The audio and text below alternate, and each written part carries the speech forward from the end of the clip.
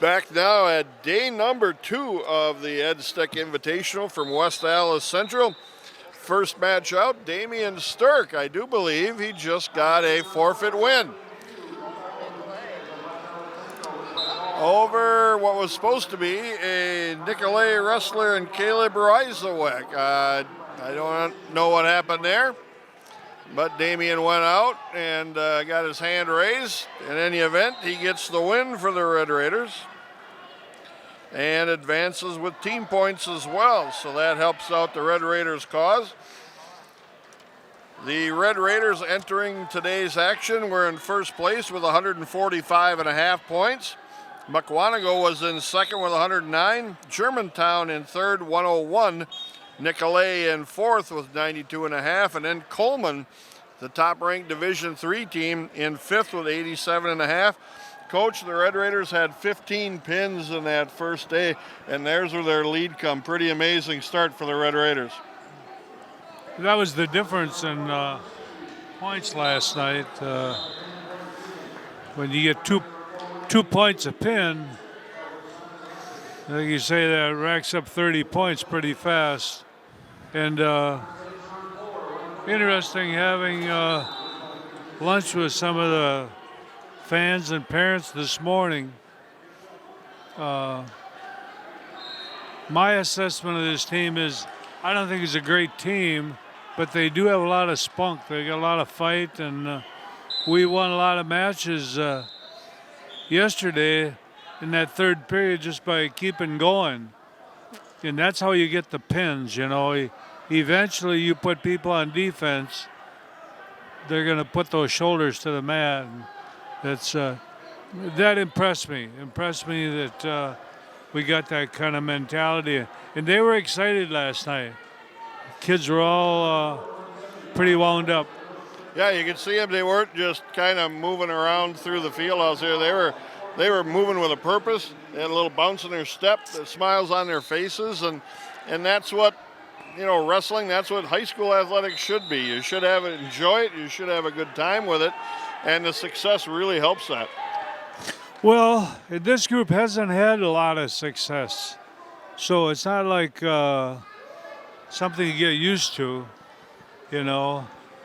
A lot of these kids have had success at the kid level, the club level, but at this level, at the high school level, we haven't had a lot of success lately.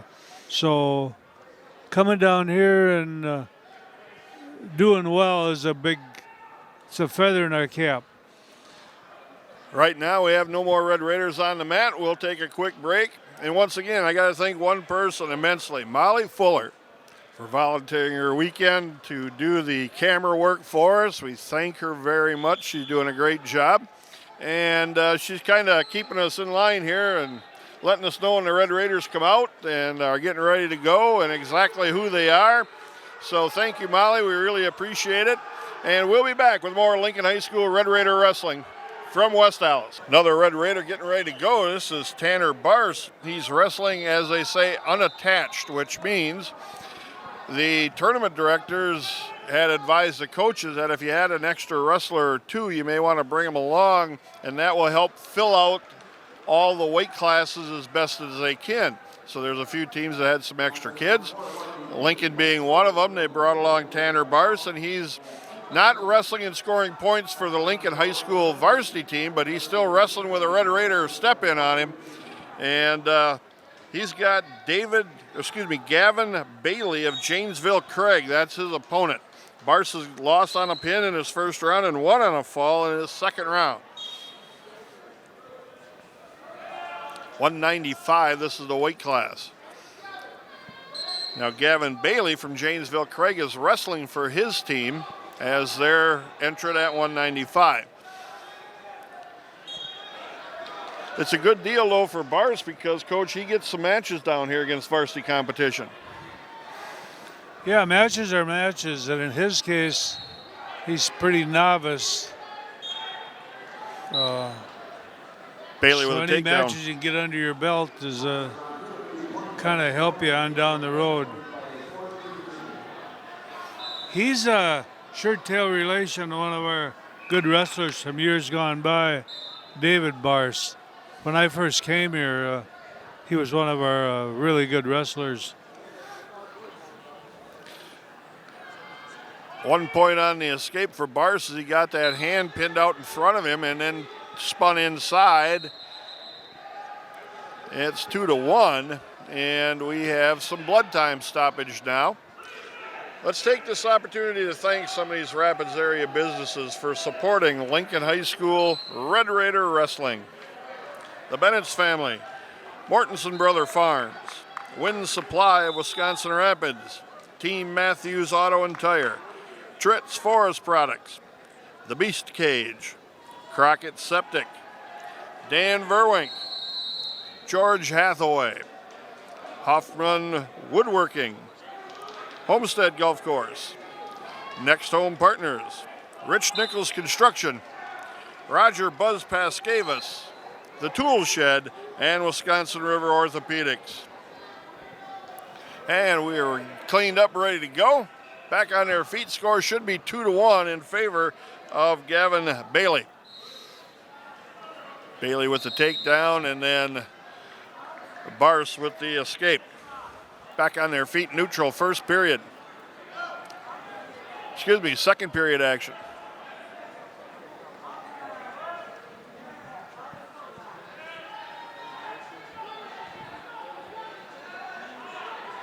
Score correction, it's 2-0. Bars got the escape after the first period whistle. Good counter on a little bit of a scramble, uncontrolled, but he got in position.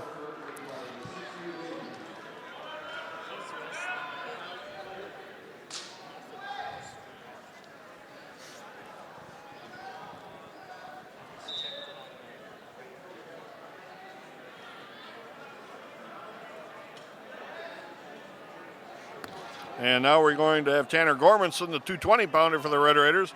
He's going to come out against Nathan Kraus out of Grafton. 2-2 the score in the Bars match. And Gormanson steps out against the Grafton opponent at 220.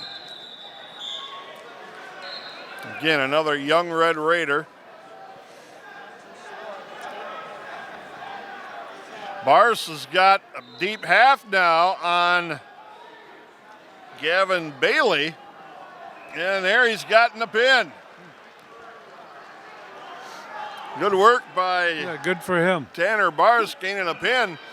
Again, not adding to the Red Raiders team totals, but in any event, good exhibition wrestling for him.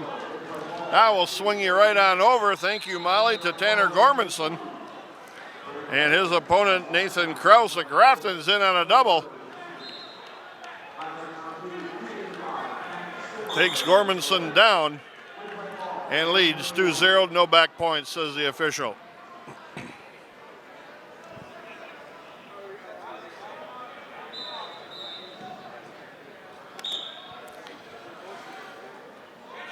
In the Wrestleback side, which this is, as Kraus has Gormanson's shoulders exposed. Got two near fall. He's up 4-0. In this Wrestleback side, the first period is only 1 minute long. And then after that, you go the regulation 2 minutes for the second and third.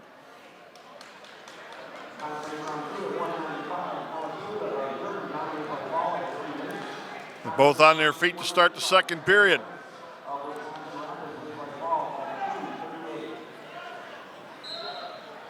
Gormanson trying to get into an underhook collar tie. But needs to protect his legs, which he didn't, but fought off the takedown. There, he gets into the headlock. Throws it, wasn't tight at all, and threw it anyway, and slipped on by. That's now 6-0 for Nathan Kraus. Just plain inexperience there, Coach. That's all it is. Yeah, for a guy that's as coached as long as I have, it's hard to watch a little bit, but I know it's all a learning experience, and he's been around our club forever. I I'm surprised he still makes those kind of bigger mistakes. But he wanted to throw that headlock. He just went the wrong way with it. Now, barbed wire attempt by Kraus, and then they worked their way off the mat. His dad has been pretty involved in the club for a lot of years. Montana.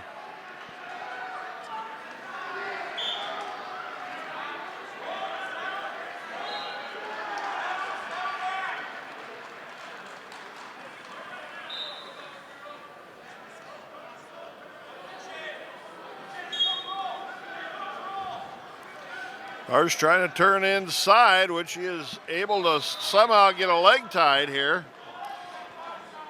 Now he's trying to come out with that little roll in the front. I think he just hurts for power a little bit.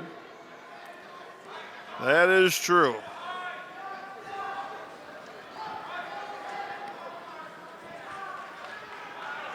There, he's got the escape. 6-1. Still in the match.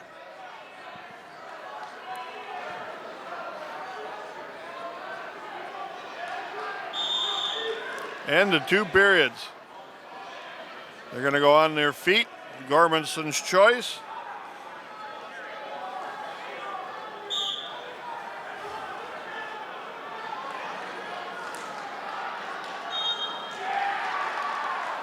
A little arm pass there. Didn't connect.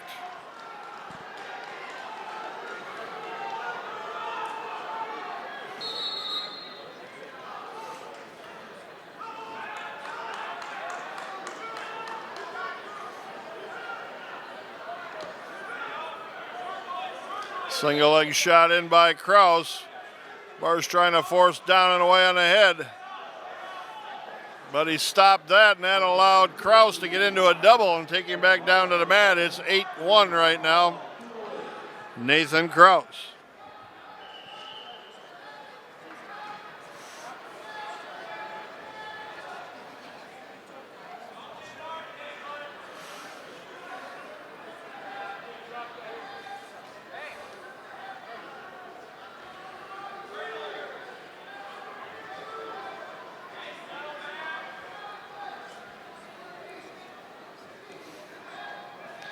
Bar's working to stay on the base and try to improve from there, and we got a warning stalling Kraus on top. No points there, but the first warning.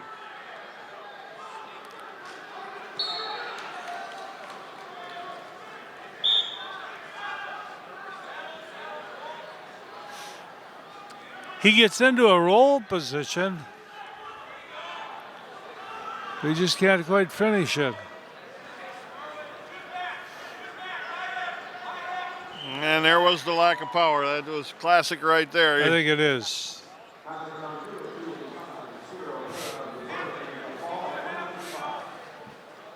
Allowed Kraus to get back in on his legs to a double. Tried to lift and throw him off the top, but just ran out of juice there. We have to keep in mind these are all Wrestleback matches so far today. Matches where guys are wrestling out to lower place points. It means most of them have lost a time or two. Gormanson goes down 8-1. That probably will knock him out of the tournament at 220 pounds. So his wrestling done here on the day. Again, learn, learn, learn. That's what you got to do here. The goal is the end of the year. It's hard to see that sometimes, but the goal is the end of the year, right, Coach? For some kids, yeah. For some, it's just trying to be able to be on the team. Well, we'll take a quick break. We'll be back with more Lincoln High School Red Raider Wrestling. This round is complete. We'll bring you more from the Stech Invitational. Landon Freeman at 106 pounds. Semifinals against number 2 ranked Division III wrestler Drew Dolphin of Kenosha Christian Life.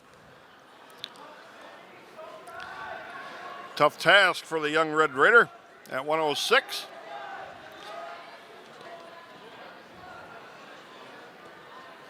Dolphin cleared the arm, drove into a single, now to a double, trying to come out the back side. Freeman's fighting hard not to get taken down. Got to get his hips squared back up again here.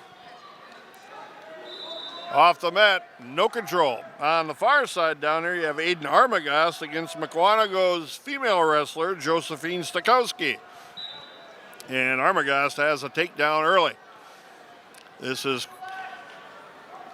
semifinal matchups here. Big points can be gained in this. You already, if you were in the semis, have 6 place points locked up. That's the worst you can do. But you can gain chunks of points from the difference between 6th to 2nd and 1st. And you can put yourself in the finals. And the finals. Freeman still hanging on to a single leg.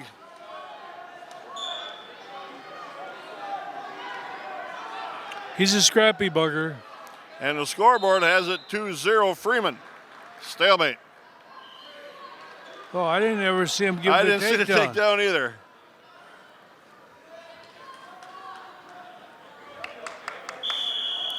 This will be a busy round for the Red Raiders. Semifinal action.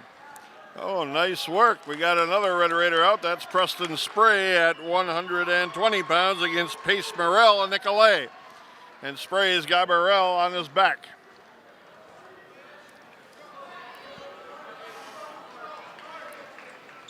And he got a pin. Preston Spray. Well, okay, thanks. Preston Spray with a pin. Nice job by the Red Raiders.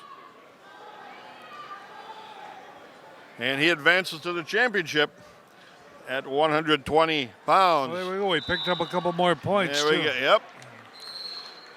2-0 after the period for Landon Freeman. We're going to have the Red Raiders coming out hot and heavy here. Now Lucas Bean steps on the mat at 138 pounds against Hunter Kleitz out of Janesville Craig.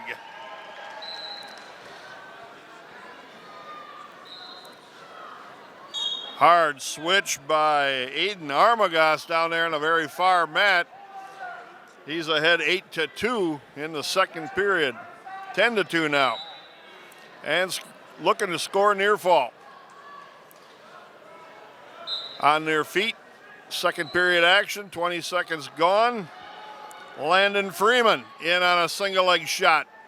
Countering Drew Dolphin. He's doing really well here.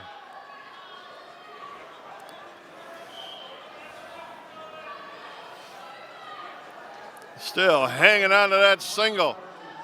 Dolphin trying to lace up the legs and counter.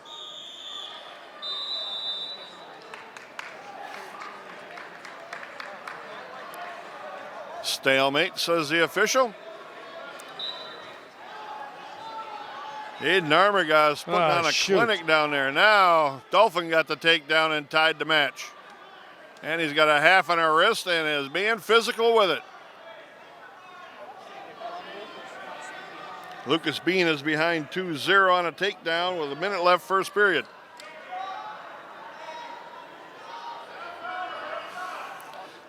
Aiden Armagast with another takedown. Should be 14-4 down there.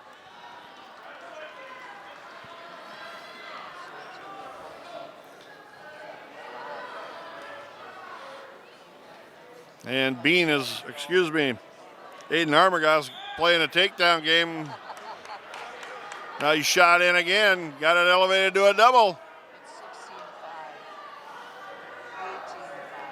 18-5 now for Armagast. Freeman's getting a bar run over top of him, near fall getting scored at the end of the second period. Got to fight this off, young man. Runs that over for potentially dangerous.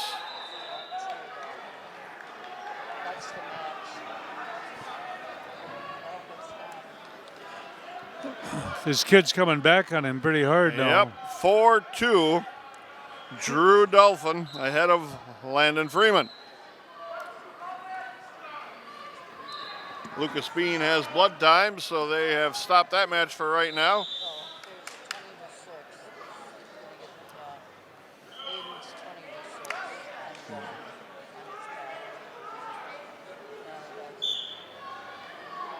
Start of the third period coming.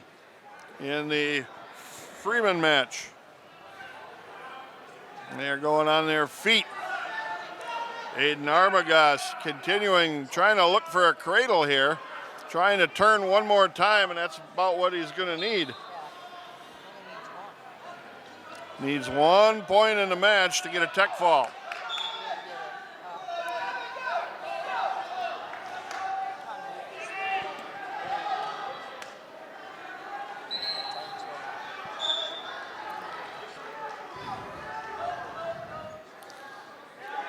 (5-4) Dolphin with a lead.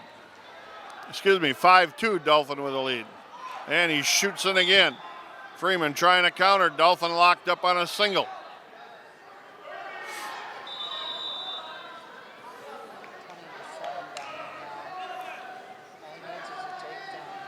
Two takedown for Aiden Arbogast. That's a technical fall for the win. 1.5 bonus for the Red Raiders. Got 1:10 left in the Freeman match against the number 2 ranked Division III wrestler in Drew Dolphin from Kenosha Christian Life. Freeman with a shot from a long way out, countered by Dolphin. Lucas Bean's match is tied at 2 in the second period. And we have another Red Raider coming out on the very far corner. Looks like Asen Meyer. Asen Meyer will take on Troy Dolphin of Kenosha Christian Life.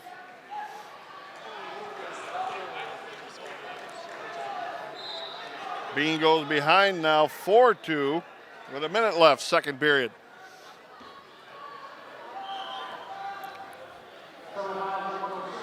(5-2) the lead now. Landon Freeman gets a takedown. It's 5-4. He's got to hustle up, shoot another takedown. He's down by 1. Dolphins running around the mat with 15 seconds, staying away from him. Warning, stalling on Dolphin.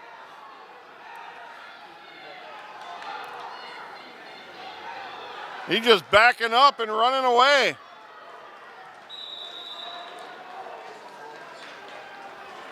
Come back on him pretty hard. Come back on him very hard. So we got another guy coming on here right now. Lost 6-4 did Landon Freeman. He will be on our Wrestleback side. Way down on the far end is Asen Meyer. He's taking on Troy Dolphin of Kenosha Christian. Bean is down 5-2 in his match right now.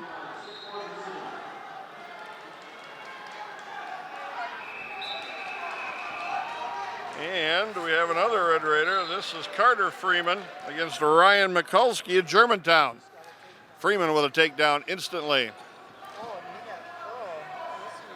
Asen got pinned by Drew Dolphin at 132 pounds. We should have been in that match too.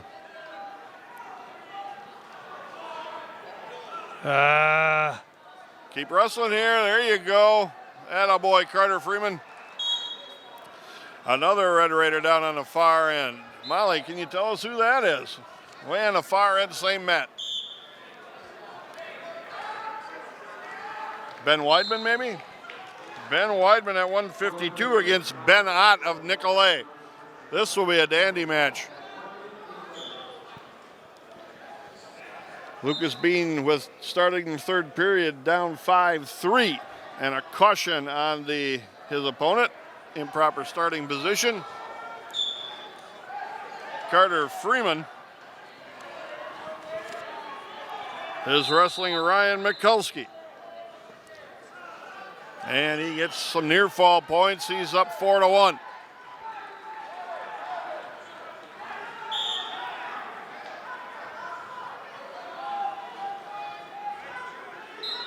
Come on, Beaner.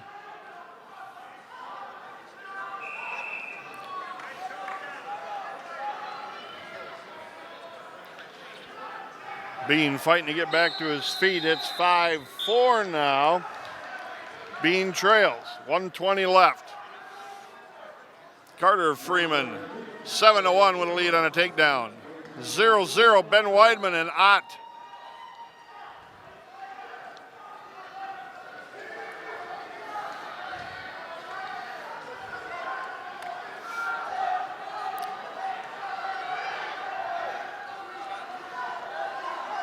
Come on, Lucas.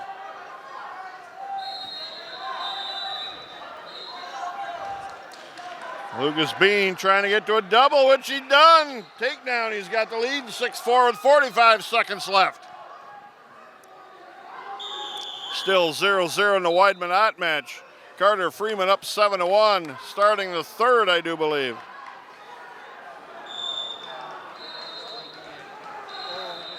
Beaner's up 6-5 here. Freeman in another barrel roll takedown to the back. Looking for a pin is Carter Freeman. At 126 over Mikulski at Germantown. 30 seconds left. Bean up 6-5. And one warning for stalling. Caution, starting position on a Rapids on the Bean match. Carter Freeman hunting a pin hard here with minute 20's got it.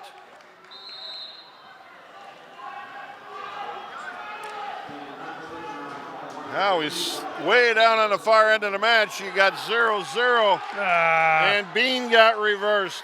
He got thrown to his back. And near fall coming, Bean comes off his back. 9 seconds left.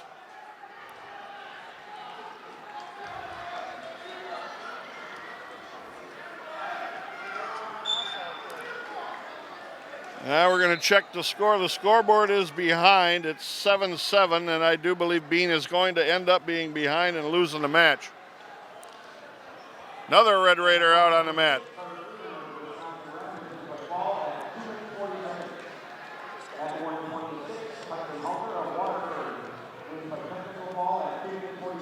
Josh Black and Cody Goebel out of Mukwanago. Goebel ranks second in Division I at 145 pounds.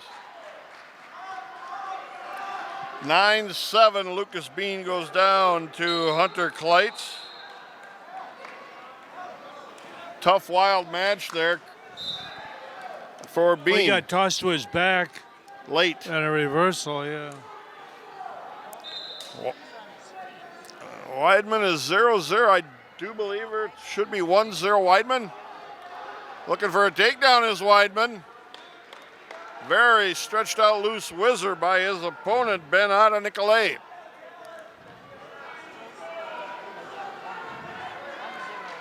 One 0 the lead for Ben Weidman. He got this too, I think. There's a takedown. 3-0 the lead now for Did he give Weidman. him that takedown? Yep.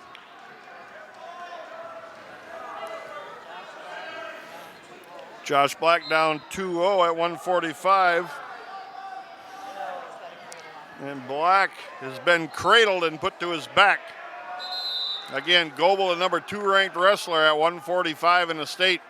Tough draw for Black.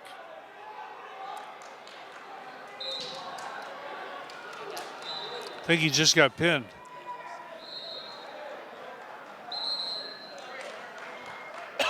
Going down on a fall is Josh Black of the Red Raiders. Ben Weidman against Ben Ott. Down on the far end at 152. That match should be 3-0 Weidman. Roll attempt by Ott. Stepping back over is Weidman. Weidman's got an arm hung. No points in that scramble. Ott rolled out from underneath and almost had the escape, and then almost a reversal, and Weidman hipped over the top, got his arm hung underneath, and his back was exposed. Ben's a pretty good athlete. Brett Bach at 160 pounds, scheduled to go against Matt Kiesel of Nicolay. Ott, the number 1 ranked wrestler, at 160.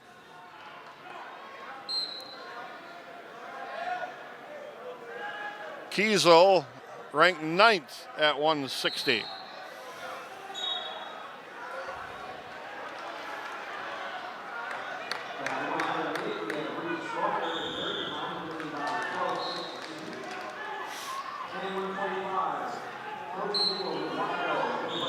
Still 3-1 Ott, or excuse me, 3-1 Weidman. We got two Bens there, and I keep getting them mixed up.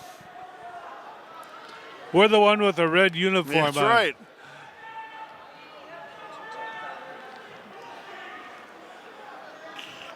Brett Bach with a takedown early, 2-0 his lead. Weidman's score is 3-2 now. He leads by 1. Come on, Ben. Come on, Ben. And he got a takedown here, I think. Oh, he never gave it. 2 takedown right there. He just got awarded. Now it's 5-2. Trying to get a cradle. Kiesel from Nicolay is trying to come out. He's got the escape on Bach, so it's 2-1. Bach works behind him, trying to get him back to the mat, and he's got the takedown again. Now a cradle from the front. Takes Kiesel to his back, but they're off the mat.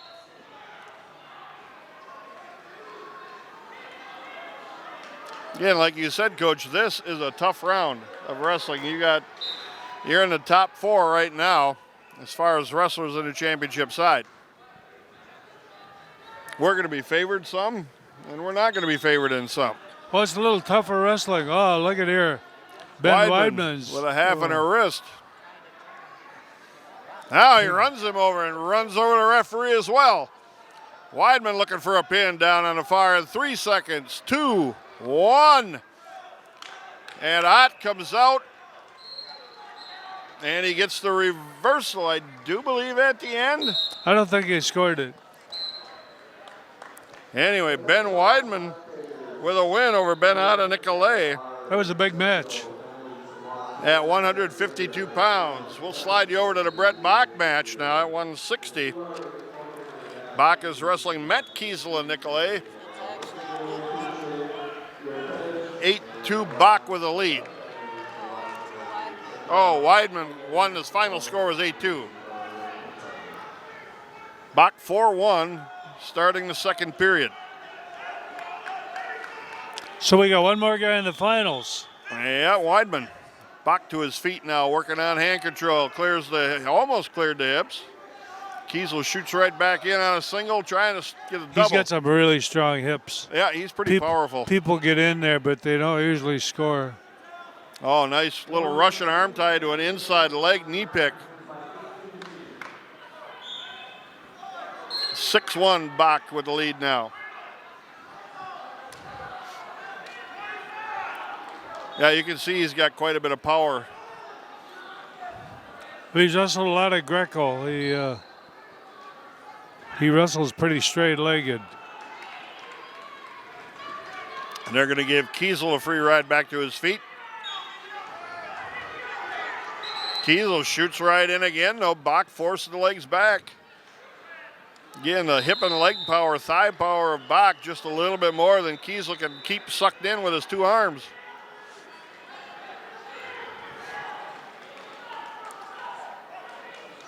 Another Red Raider getting ready to go. Ashton Fisher. Ashton Fisher at 195 pounds against Demetrius Beeson out of Nicolay.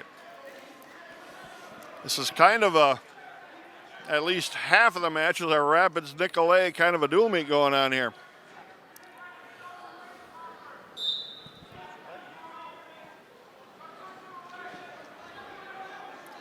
Fisher just wades right into a knee pick, takes him down with 2, and leads 2-0. He has a lot of power.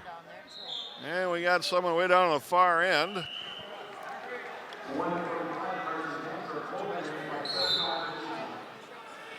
Kyler Tritz, and this is Braden Ott out of Nicolay. Ott with a quick takedown. That'll be a good match as well. 8-2, Brett Bach with a lead. 20 seconds left in the period.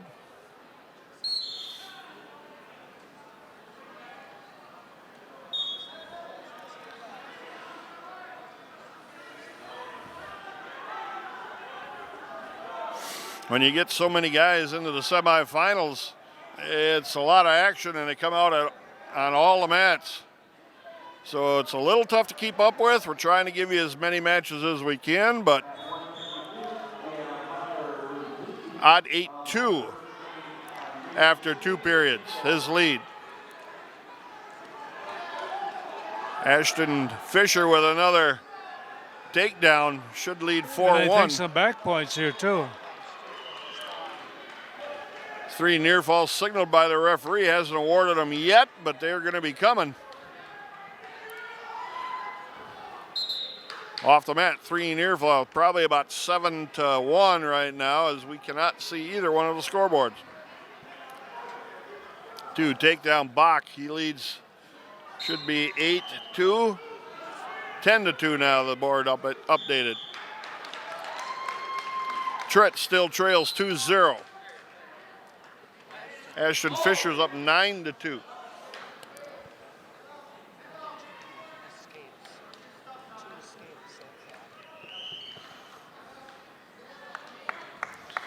Brett Bach continuing to ride and work on Matt Kiesel of Nicolay. Ashton Fisher fires a half and runs over Demetrius Beeson. Got 2 more near faults, 11-2 for Fisher. Well, and the big guy's coming out here. Josh Hansen at 285 is going to get Brody Zahn of Coleman. Zahn is ranked pretty high too, I think. He is ranked 3rd in Division 3.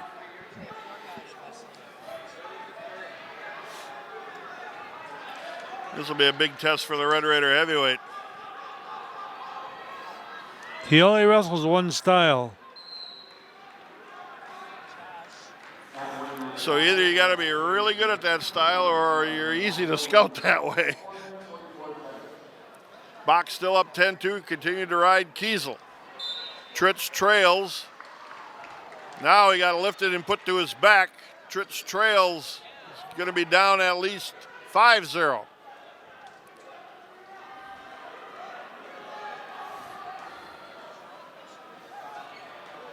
Ooh, Hansen got to take him down. Hansen got knocked off balance a little bit in the trip. And the end of the match, 10-2. Brett Bach over Matt Kiesel. Nope, there's a minute left yet in that match. No, I guess it isn't.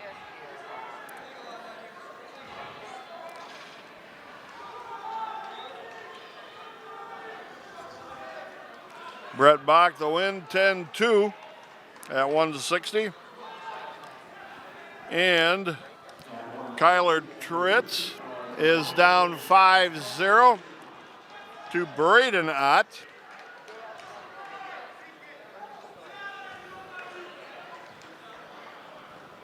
Braden Ott ranked 5th at 170.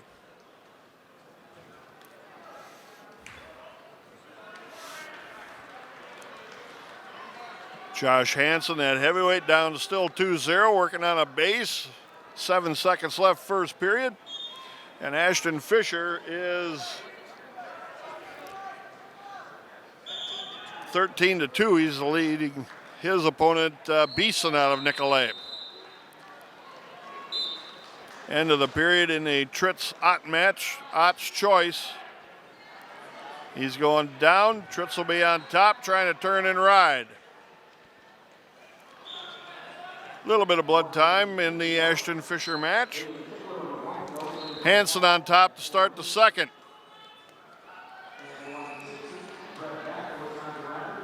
(6-0). Braden Ott with the lead over Kaylor Tritz, excuse me. Hansen got his head put down to the mat and got spun around behind for a takedown. He's behind now. He's not having a real good match here. 3, should be 4-0, I would think.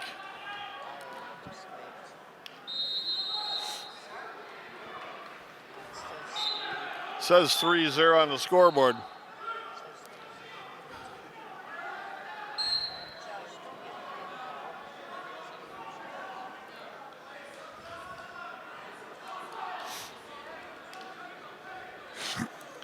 Braden Come on, Ott with a Josh, you shot. can't be on your belly here. Brady Knott with a shot in, and Tritz countered that. They go off the mat. 1:10 left.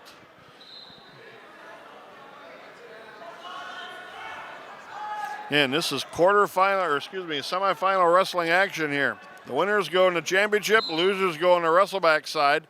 The worst they can finish is 6th, the best is 3rd.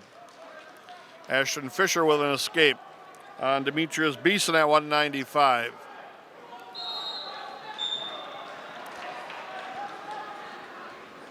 And Hansen goes over on his back and gets pinned.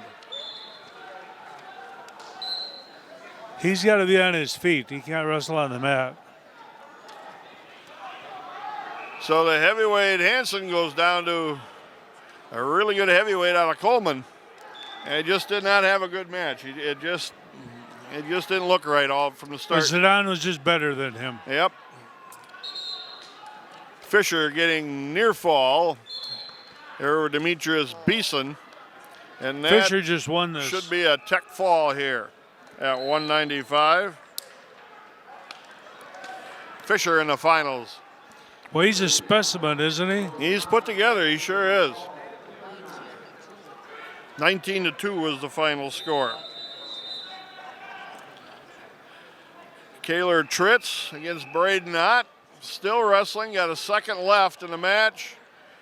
I do believe, if I can see it right, it's 6-0.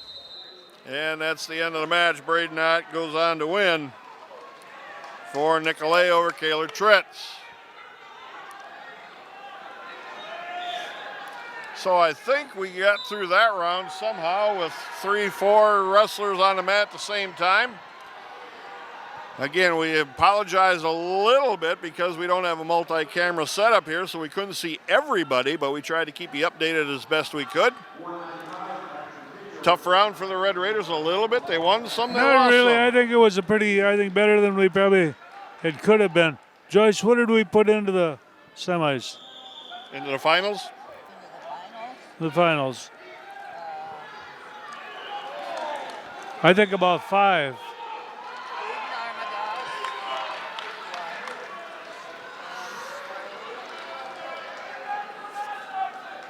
Hayden Armagast, Spray, Carter Freeman, and Ben Weidman into the finals. Brett Bach and Ashton Fisher. So we got about 5 or 6 in the finals. That's pretty good. Pretty decent round. Again, I figured if we could get a half of those through, it would be a good round, and we did that. Yeah, you're going to be favored in some. You're not going to be favored in some, and you just see how it shakes out. They settle it on the mat. So we'll take a break. We'll be back with more Lincoln High School Red Raider Wrestling. It is. 195-pounder in the Wrestleback side, Tanner Bars is taking on Gavin Bailey. We'll check that out for you. That's the last match. We'll check that out.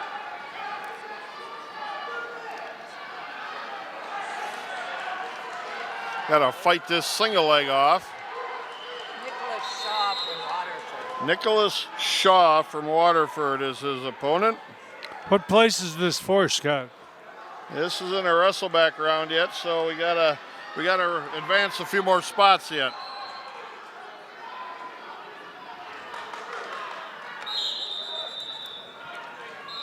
This is to see if he can go. He's gotta win this one. You gotta win this match to get into a placement for either 3rd or 5th. 1 minute first period gone, no score, 0-0. Again, at 195, Tanner Bars is wrestling unattached, as they say. Extra wrestler that the Red Raiders brought down, and he's able to fill a spot in that 195-pound bracket to more completely fill it out. And it's good for him that he's able to get matches here on the varsity side. Won't score for the Red Raiders in the team totals, but he will score individually for the unattached group. Got an escape from the bottom in the second period. Bars on his feet, 1-0 his lead.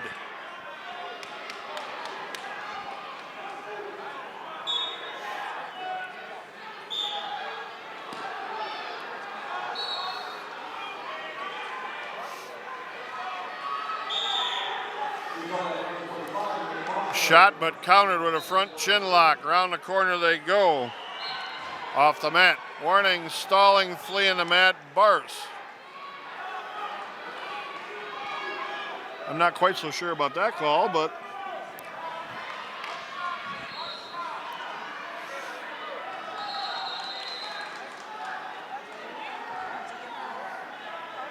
Bars is getting thrown around here a little bit with hard head control by Shaw.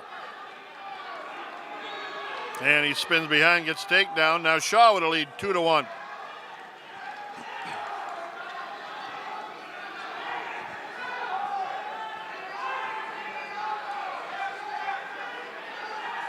There you go. He might get an escape out of this or a reversal. Now 3-2. Bars with a lead.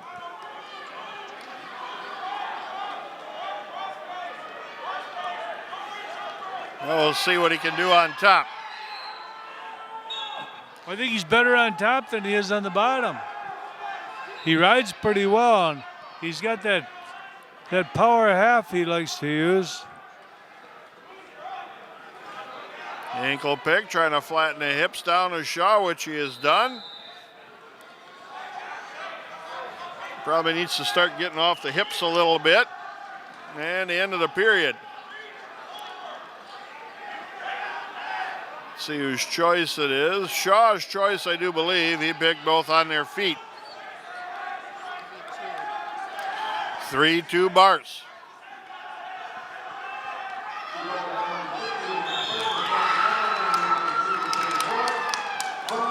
Again, Bars got his head drugged down towards the mat. Short He don't drag. counter very well. No, he stopped down there with his head down. Short drag, and then he cut him loose. It's now 4-4. Shaw figuring he's better on his feet. Well, that's a good choice for Shaw. Bars with a bad shot. Front headlock again. Tried to shuck behind and scored it again. Well, when you have bad shots, you shouldn't take any shots. That's a good point. Better to stay neutral in bad offense. Yeah. Locked hands. So now it's 6-5. Bars trails by a point. Shaw locked his hands around the waist. Is that the right score, Joyce? 6-4 or 6-5?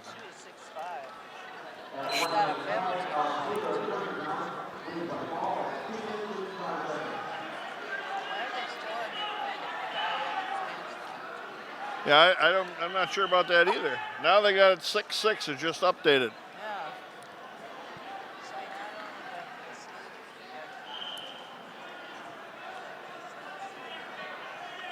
Yeah, he must have been awarded an escape and then the penalty for the locked hands, so it's 6-6.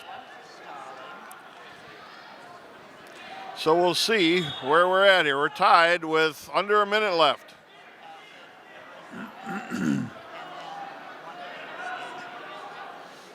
Another shot crawling in with the knees. Not good technique. Somehow he got kind of there, but he's getting stretched out.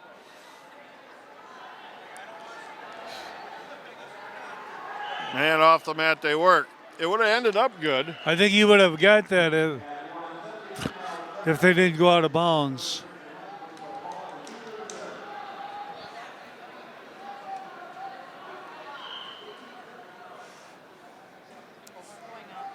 "12 seconds left here, and we're going to have another wrestler going out in the one mat closer. That's Damian Sturck, I do believe, and another bad shot in. Don't get countered here. 2-1. End of the match. 1 point. What was the 1 point I'm for? not sure. I'm not sure what the 1 point is for at the end. Evidently did not get it. It was tied at 6. We're going into overtime. And we'll go back a page to Damian Sturck, who's got Brandon Holman out of Watertown.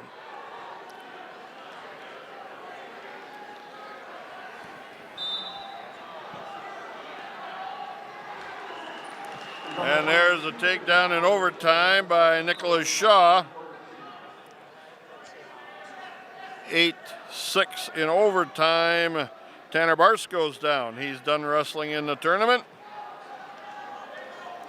And we'll slide you back one mat over to Damian Sturck. 0:05 seconds left in the 1 minute first period. Both on their feet, and that's the way it's going to end. Damian Sturck's wrestling Braden Holman out of Watertown.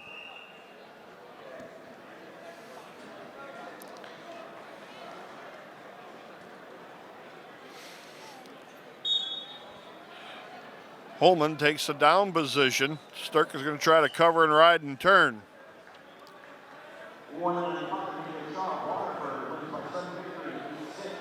Sturck trying to chop an arm in and gain control underneath, but so far unable to do it. And now Holman able to turn inside and get the reversal. No control over the hands or arms, and that allowed Holman to turn inside. Minute and a half gone, 2-0 Holman. Sturck on the bottom.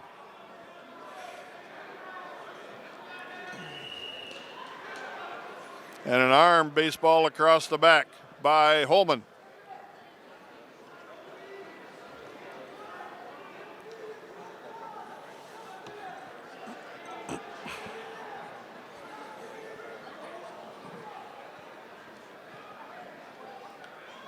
Real loose bar by Holman now. And Sturck able to limp arm that out of there.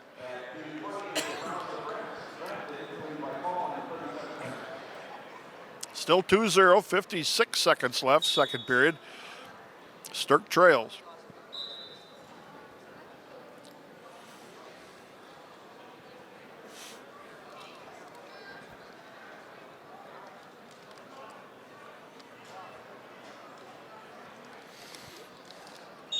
Well, Sturck's got some hand control here.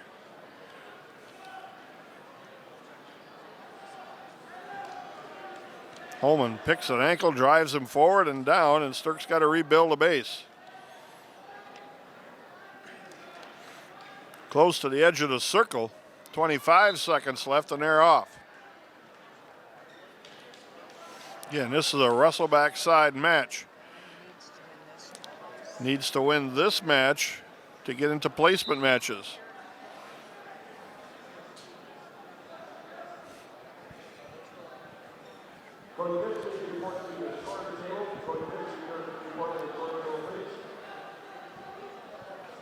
Sturck now with wrist control, trying to turn inside, got that pinned over his head, comes to his feet. He's got the one and he escapes 2-1 at the end of the second period. Sturck trails by a point, and he's going down.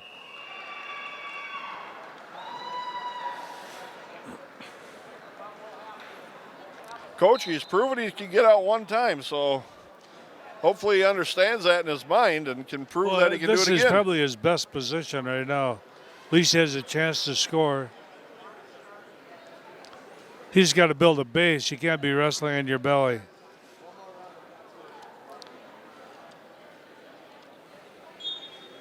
Again, he's flattened out here. Trying to bring his knees up under him, which he has done. Still got hand control again. Comes up and Holman runs him out of bounds.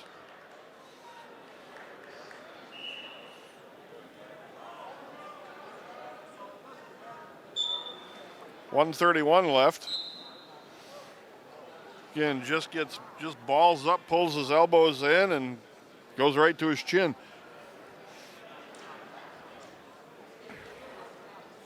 And that allows Holman to work a ride and control. He's dictating the action from the top.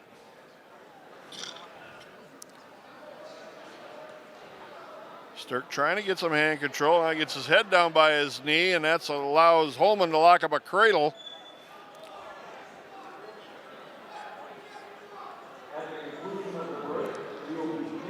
.55 seconds left. It's still 2-1. Holman with a lead. And he locked up a cradle and took Sturck over. Oh, he's in trouble. Yes, he is. He can't rock one way because he's going to put his shoulder on the mat. and he's hung from the other side, so he's in a bad spot here. 29 seconds left. Got to work on picking the hands apart. Pretty hard when your head is down between your legs. That's right. Oh, he's got him separated. 3 near fall, but that's going to be probably enough here, as it's now 5-1 Holman.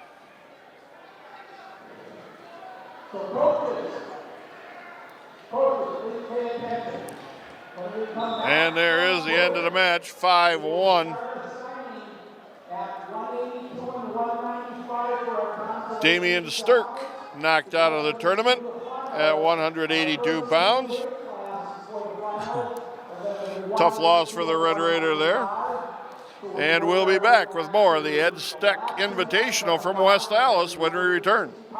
Back now to Ed Stech Wrestling Tournament. This is Wrestleback side action. 285-pounder Josh Hansen takes on Spiro Pera out of New Berlin, Eisenhower.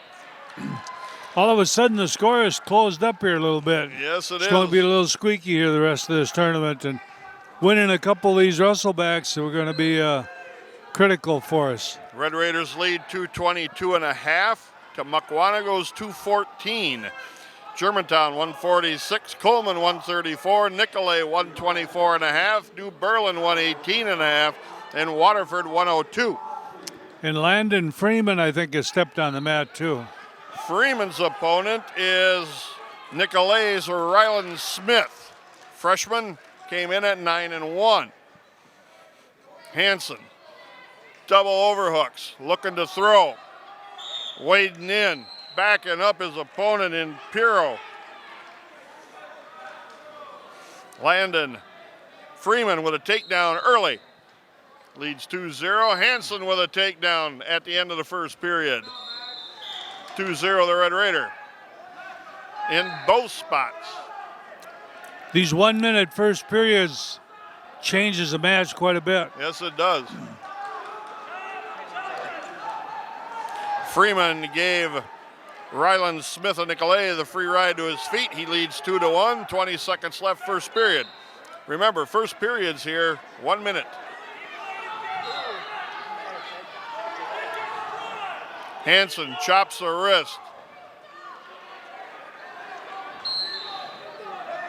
I'd like to take this opportunity to thank Damian Bennett for stepping in, doing some camera work for us. We appreciate his volunteering. Thank you, Damian. Hansen with a tight waist and wrist control, trying to chop an elbow, and he drives him ahead. They're close to the edge of the circle. Good ride so far by the big heavyweight. 2 minutes gone, or excuse me, first period gone. Landon Freeman 2-1 the lead over Smith and Nicolay. He's on bottom to start the second period. Hey, Beater.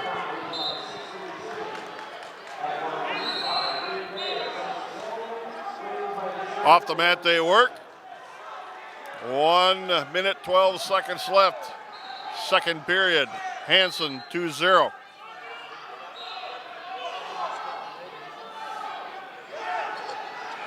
Ryland Smith and Nicolay so far able to ride and control Landon Freeman. Freeman's got the lead 2-1.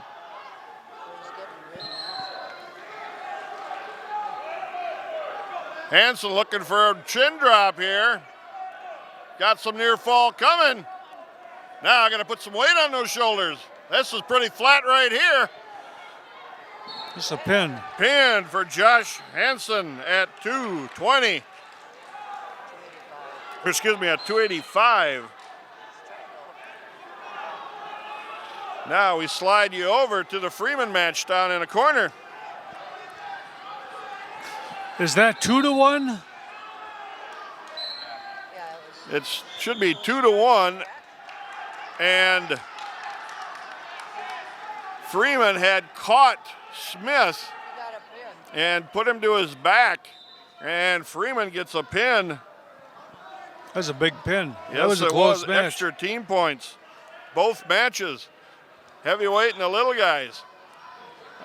Next up for the Red Raiders, probably Asen Meyer, and then Lucas Bean. So we'll take a quick break. We'll be back with more Lincoln High School Red Raider Wrestling. Asen Meyer on the mat at 132, Wrestleback against Nikita Adamoff, of Wauwatosa West. Lucas Bean is waiting here, pacing, warming up. Red Raiders need a big round. Their lead got shrunk in considerably. They were up 60 points, and they were down to 8.5 coming into the start of this round. Ankle pick, drags the feet. Nope, just touched a knee out of bounds. Close, but not quite.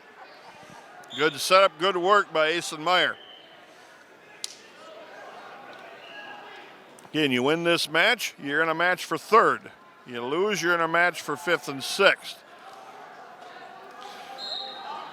Elbow control by Meyer, trying to go around the corner. Trying to pick a knee if he can. Works up to his feet into a Russian arm tie.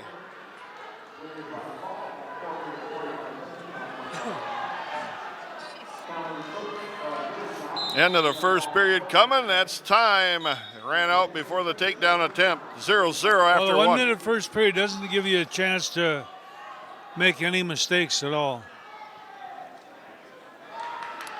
Meyer wins the flip of the disc. He chooses down to start with, looking to score first. Meyer to his feet. Turns to try to face. Around the circle they go. And Adamoff able to remain in control. Now we start the whole series over again.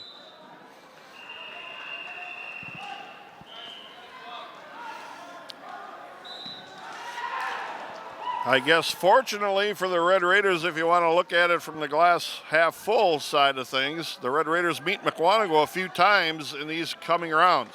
1 point escape. Meyer leads 1-0.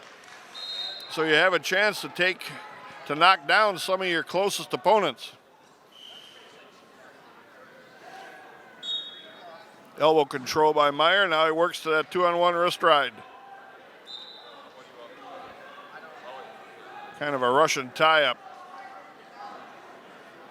Tried to go cross-body with a knee pick, missed that. Trying to pin it down to the mat, and they break apart.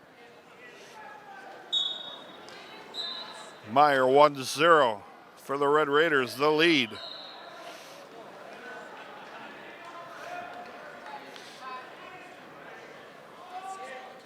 Double overhooks for Adamoff, and they go off the mat.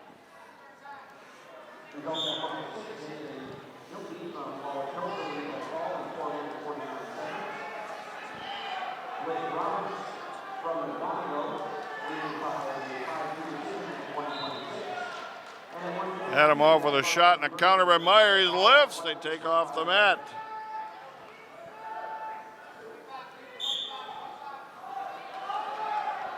Still 1-0 Meyer. Shot in by Adamoff. Meyer's got to counter this hard. Short time, second period. Don't give up a score here.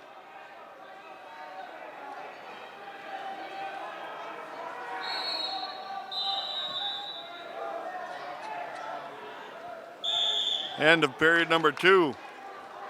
Now it's going to be Adamoff's choice. He's going down.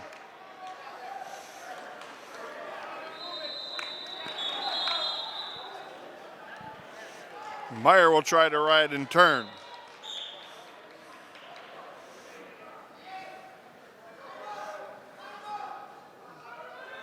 Reaching cross body to trap that far side arm underneath. Adamoff up to a high base. Meyer's got to cut him loose. They're tied at 1. Takedown could win the match. You see Adamoff kind of likes the upper body stuff. Looking to get underhooks, overhooks, set up a throw. Meyer in on a nice deep double lifts, takes him down. 3-1. That was a nice shot. Boy, he cleared the arms, was into the waist in a blink of an eye. 3-2 now and a cut loose. Asen Meyer just proved to himself he can use a good setup to get to a nice shot.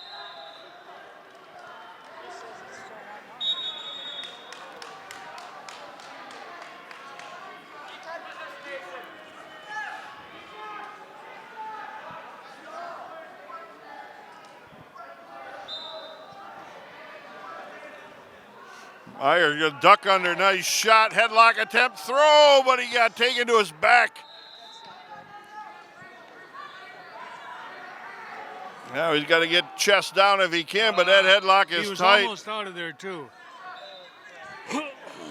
Shoot. And he got pinned. Asen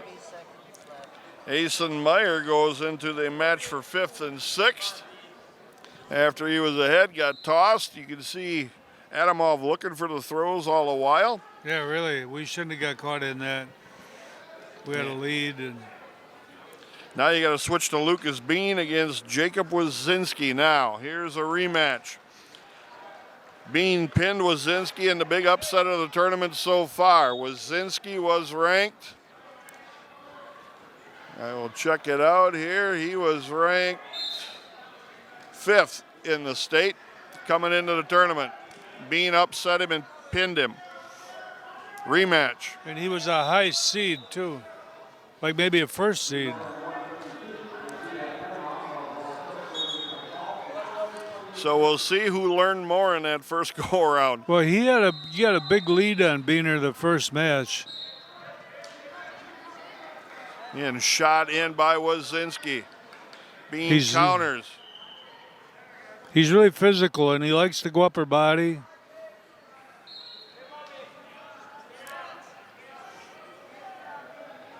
Again, a 1-minute first period in the Wrestleback side. Wazinski into a single shot again. Now trying to drive into a double. Bean gonna fight this off. Whizzer in to go off the mat. Wyslinski comes in pretty hard. Hard shot in, gonna fight this off. They're off the mat. They're out of bounds. Who we kind of lucked out there. Come on, Biener. Stay on offense, buddy. End of the period, 1 tick on the clock. 0-0 after 1, Wazinski's choice. He's going both on their feet.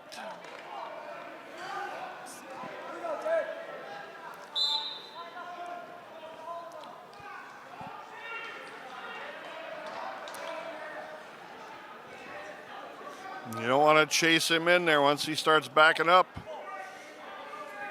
because that's where he's taking his good shots. Russian arm tie, missed it. Being forced down on the head. Inside leg trip, around the corner. No takedown yet. The referee thought he was going to signal and he waved it off. Wow. Nice takedown by Wazinski. You got to give him credit for that. Foot sweep there. Come on, Biener. Come on. Break that grip here. Again, this is a matchup here that's huge between McWanago and the Red Raiders of the team points. 2-0, Biener trails.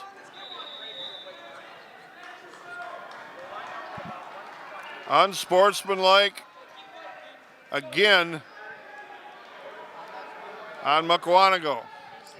What did he do? Give him a push? I guess I didn't see it. It may have been on the coaches. I'm not sure. He's got a history. 2-0 the score.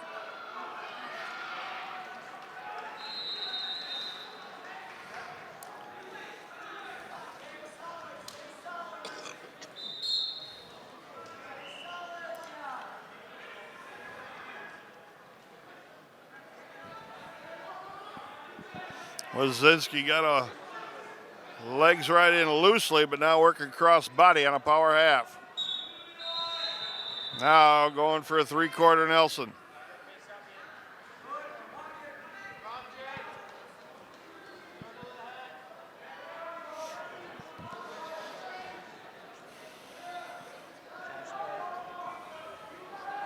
Another Red Raider on the mat, far corner. That's Josh Black and Ty Summers of Franklin. Bean's got to fight this off hard here. He comes to his feet. 1 point for the escape for Bean. If he can stop all that wild stuff, he'll be okay. It should be 2-1 Wazinski. Now front chin lock by Wazinski. He tried to clear it. End of 2 periods. Should be 2-1 Wazinski over Black. He's pretty rough. Over Bean. Pretty rough wrestler. Yes. He's pretty physical and does a lot of offense, but again, he'll make mistakes too. Black with a takedown and a lead in his match.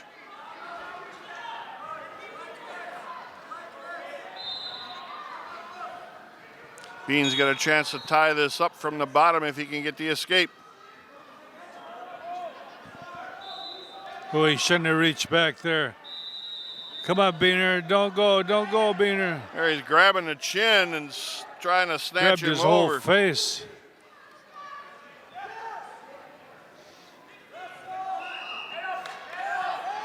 Two near fall Wazinski. He's up 4-1 right now. Black's match is stopped with some blood time.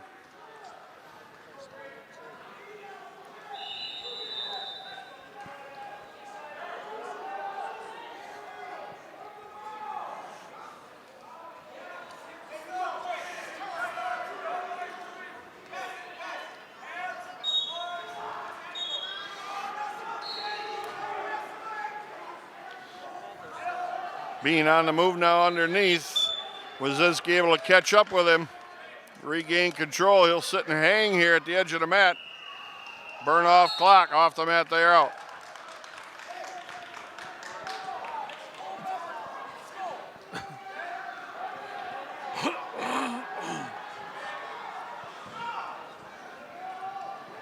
Do believe Black's ahead 3-0 right now on the escape starting the second period. Bean got a chance to score from the bottom. Bean tries that sit out. Don't be reaching back here, Beaner.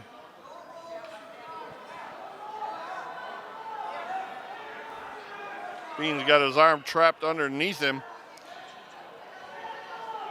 Wazinski's trying to hip him over.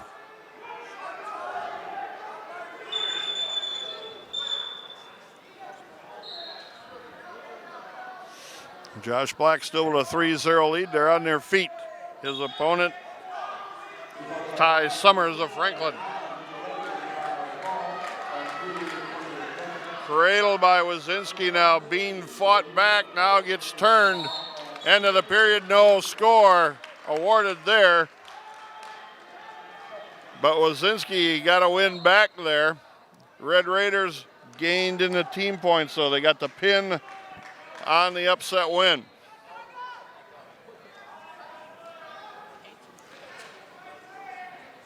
Now we'll slide you all the way on down to the far side. Oh, we got Kyler Tritz right here too. And we have Josh Black and Ty Summers of Franklin. Kyler Tritz is going to take on McQuanigo's Alex Jacoby. Another big matchup for the Red Raiders. Takedown by Black. 5-0 the lead for the Red Raider way down the far side.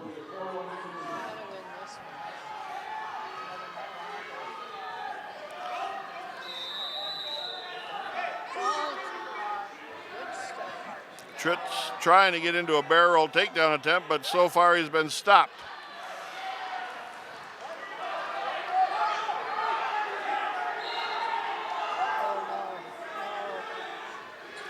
Tritz got taken down. He trails 2-0. He gets so wild down here. There's no control. Black with the lead.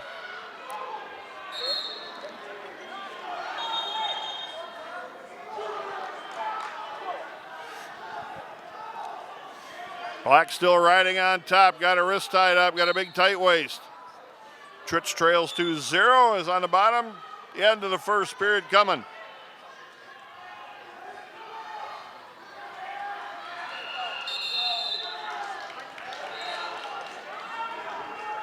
End of one period, Tritz trails 2-0. And we got blood time on the black match. We'll swing you right down here to the Tritz match. Josh Black in the lead down there. 5-0, third period, I do believe. Come on, Kyler. You get so sloppy up here. Looking for that cradle all the time. Now he's trying to cross body. It's way too high, though.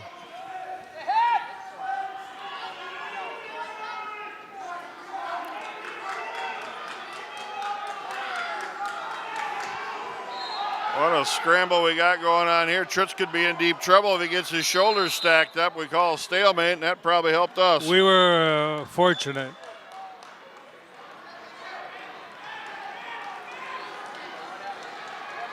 Still 5-0 Josh Black over Ty Summers of Franklin. And Tritz way up high again. Potentially dangerous. Legs right in and his opponent on his feet. If he just work on a breakdown here a little bit. He wants that roll through half always. This kid caught his foot. And Tritz way out again, over the shoulder. The thing that actually helped there is his opponent had his ankle wrapped up tight around his waist. But now he let go of it, trying to sneak out the backside. Close to scoring back points, though.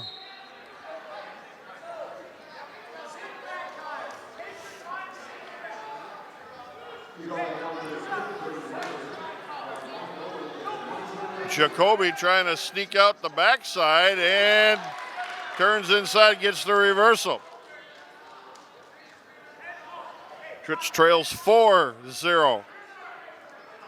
Black's match stopped again with blood time.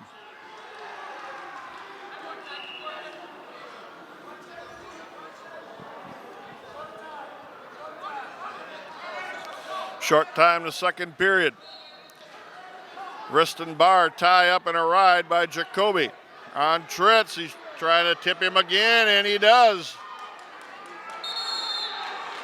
End of the period, 2 near fall. It's now.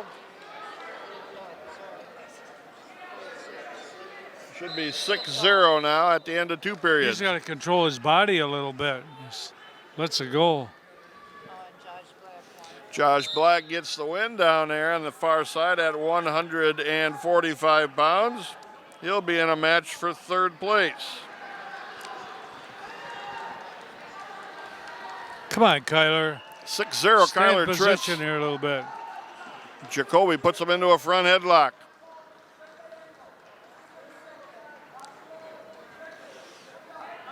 Well, gets out of position here really bad.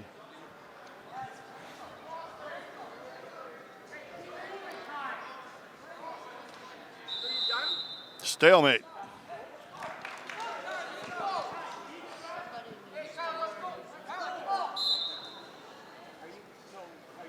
Double leg shot in by Tritz. Jacoby trying to throw him. Tritz got a takedown and half in near fall. Could he pin him here? He's going to have to pin him. He's down by 6. But you got to settle him in here. Take your time. Be in good position. Don't lose the half of the arm. Grapevine in the body. Could he pull this off? We'll see.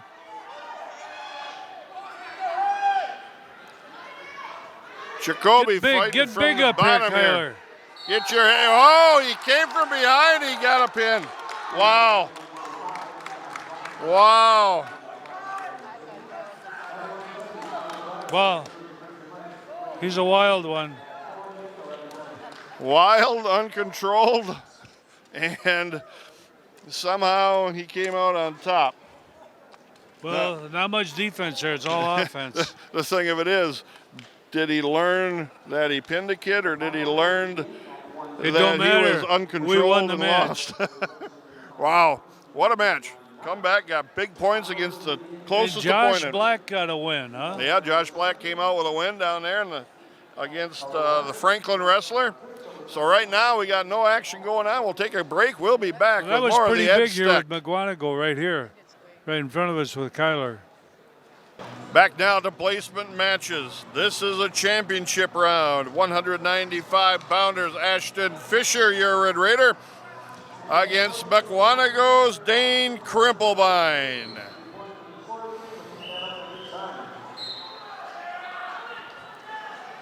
Krimpelbein ranked 8th at 195 to start. Fisher in a black step in. He's got some power.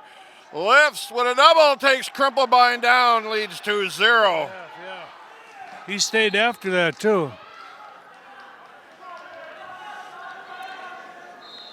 The thing that would hurt Anton here is just his experience. Team scores coming into this round. Wisconsin Rapids 248.5. They lead. Mukwonago to 243, a 5.5 point lead. Germantown in third with 170. Coleman in fourth, 146. Nicolay in fifth, 142.5. New Berlin, Eisenhower, 118.5. Key match here for the Red Raiders, team point wise. 54 seconds gone, 2-0 Fisher. That was a nice takedown. Boy, he stayed yes, after it was. Now this is back to 2-minute first period again. In the championship match, yep. Stay on that wrist, Anton. He must have a good grip. Well, he's fairly powerful, and you've mentioned that before, so you would think that carries throughout the entire body there. He showed some of that power staying into that double leg. Oh, yeah. Careful, careful. You don't want to be doing that.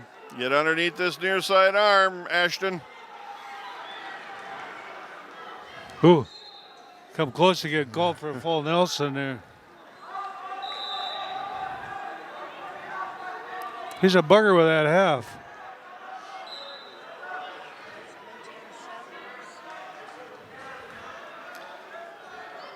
Ten seconds left first period, still 2-0 Fisher. Krimpelbein with a hard stand-up, trying to get a reversal, rides him back to the mat. One period gone, 2-0 the Red Raider Fisher. That was a big period. Flipping to this, comes up Krimpelbein. He defers, Fisher's going down. I was impressed with that takedown because it took about 30 seconds. Two guys put together exactly the same. Same height, same thickness in the body. Caution on top for Krimpelbein. Not the proper starting position.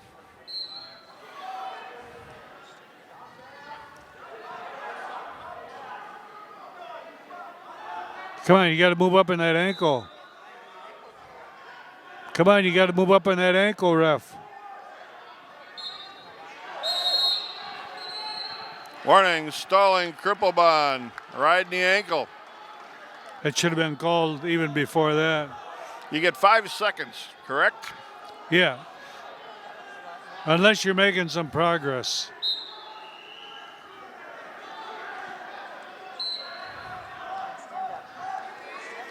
Fisher works to his feet. Krimpelbein rides an ankle again, takes him back to the mat, but they're out of bounds. But that's all right. Fisher able to get to his feet, so he's proved that to himself already.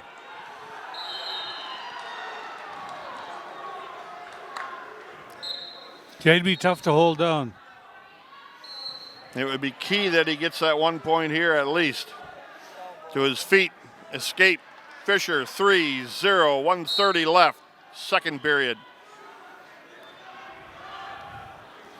Krimpelbein with a shot. Fisher with a counter and a short drag. Takes down. Nice work by the Red Raider. Well, he's a good athlete. Showed some quicks there, didn't he? He's a good athlete. 5-0 the lead. It's a matter of time. He's just going to get better as the year goes on, I think. Nice elbow trap into wrist control.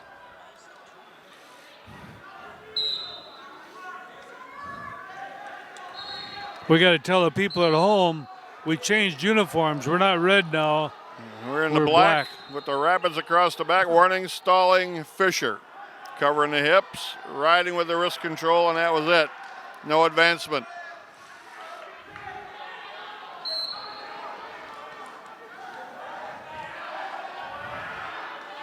Spiral ride by the Red Raider.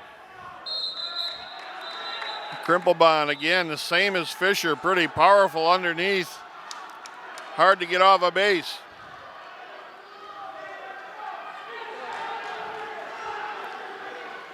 Crimplebond tried to sit out and sit back, but couldn't do that. Fisher controlled that. But he's got to work to try and advance because he's been warned once for stalling.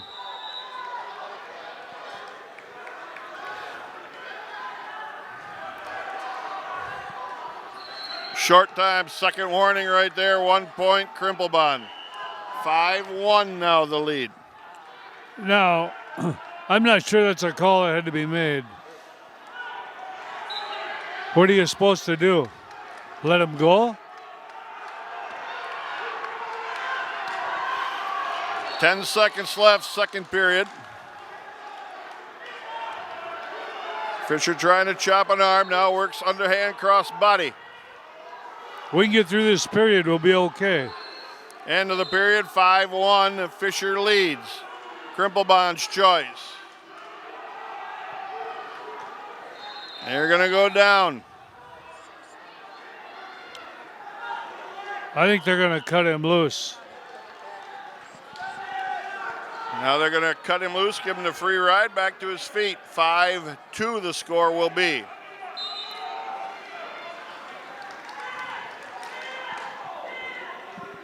And that was just a technicality move because he gave up 1 point for the two stallings riding. Well, he was going to get in trouble trying to ride. Right. And he's taken him down a couple of times, so that was just a matter of, boy, Shot I'll tell into you. a single, got countered that time. Crimplebond in with a shot on the leg. Fisher sprawling back. Ooh, get his head down. Get his head down. Get it down. Off the mat they work. 1:27 left. 5-2 Fisher.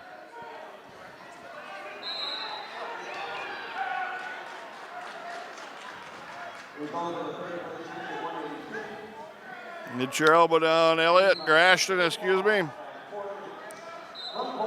And what was the call there, Scott? Just stalemate, I think. I don't know. Oh, nice front counter. short drag there. Spins Boy, he's got behind some him. quicks, don't he? Yes, he does. 7-2 the Red Raider. Now 7-3. They're going to go on their feet. And that was a good move because he was just going to get in trouble trying to ride him. With penalty points. Yeah. Maybe not necessarily getting reversed or turned, but with penalty points. 45 seconds.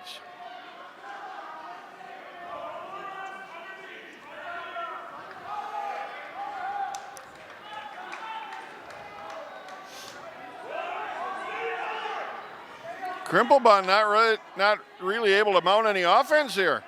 Well, you know, Fisher counters so well. You know, he snaps him by and gets around behind him. And Fisher's being pretty smart. He's not going out on a limb, taking bad shots. Yeah, 10 seconds left. Toss by Fisher. Got him on his back. Takedown coming. He must have a couple. And two near fall. That was big. Should be 11-3. That's a major. Nice job. Nice job, Fisher. Extra half team point for the Red Raiders. That was big. He's a happy boy, and I'm happy for him. Ashton Fisher, champion at 195 pounds for the Red Raiders, and picking up an extra half point for the team with the major at the end. He's a real, that's been a real find getting him out. Oh, you bet. He should have proved to himself it's worth it, too, right there. Oh, yeah. Yep. We're going to take a quick break. We'll be back with more Lincoln High School Red Raider Wrestling. Yeah, we got a little bit of mat cleanup here quickly, but we got Josh Hansen at 285 pounds, wrestling for third place against Germantown's Jackson Kirsch. And this mat cleanup is from the previous mat. I hope he's not wrestling this guy with the pink socks on. That guy with the pink socks might have to cut a little weight to make 285. He's a big boy. Friendly sort, though. We were talking to him Yeah, off he's camera. a nice guy. Yeah, I'd be nice to him anyway. All right, here we go. Josh Hansen against what was the number 1 seed. And Kirsch from Germantown. Hansen with a underhook there. To a single now, an underhook again. Headlocks coming backwards, toss. He changes directions pretty well. Hansen gets him taken down.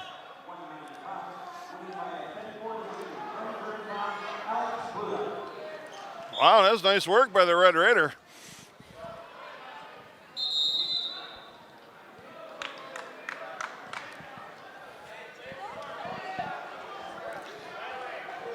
Hansen on top trying to ride here now and get Kirsch off his base. Don't get rolled off here. Stay up high on the high side.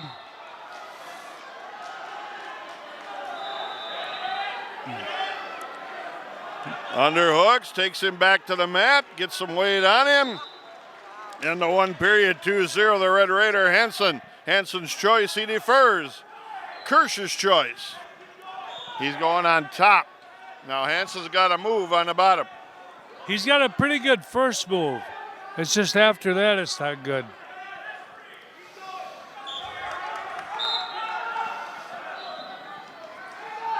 Spins on one knee, puts it down, knee slide up, can't be held. Nice. 3-0 Hansen. Josh Hansen's on his feet in a tie match here. Or he's got a 3-0 lead.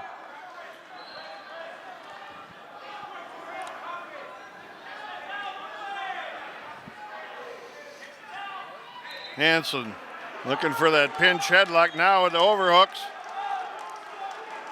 Now he's got an over and an under body lock. Yes, don't force this. Oh, a little headlock attempt. Take him to the mat, Hansen. Little knee trip. Leg trip takes him down, covers him to 5-0 the lead. He changes directions really well. And he didn't stick with one thing. He ended up in a scramble and was able to cover him up. Hansen with a bar on his near side. Take your time. You got 54 seconds. Lost it. Got wrist control. Trying to force down on the head is Hansen. Now double on the wrist.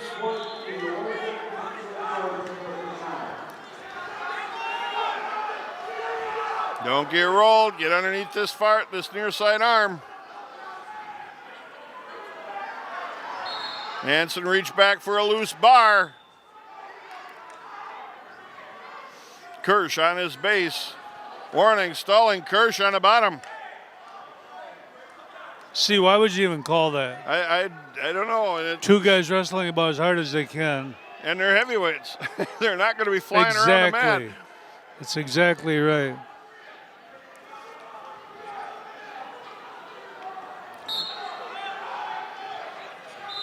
End of 2 periods, 5-0 the lead for the Red Raider Hansen. Hansen's choice. On their feet, he says. Under overhooks. Know your match score now, Josh. This is scary. You don't have to get into some of this. That's the way he wrestles, though. He feels pretty comfortable up Lateral here. drop, toss to the back. 2 takedown, near fall coming. Can he pin him here? 136. Hansen's got a lot of time here. Got the pin for the Red Raider. 2 extra team points. Big fall for Josh Hansen. He come back well. He told Damien in a break, as Damien informed us, he says, I'm going to come back and get 2 pins. He did just that. Well, that kid from Coleman is pretty good, Zidane. Yes, he is. But Hansen proved he gained a little bit here today. That's good. So here we are. Here's a McGuanago kid going down.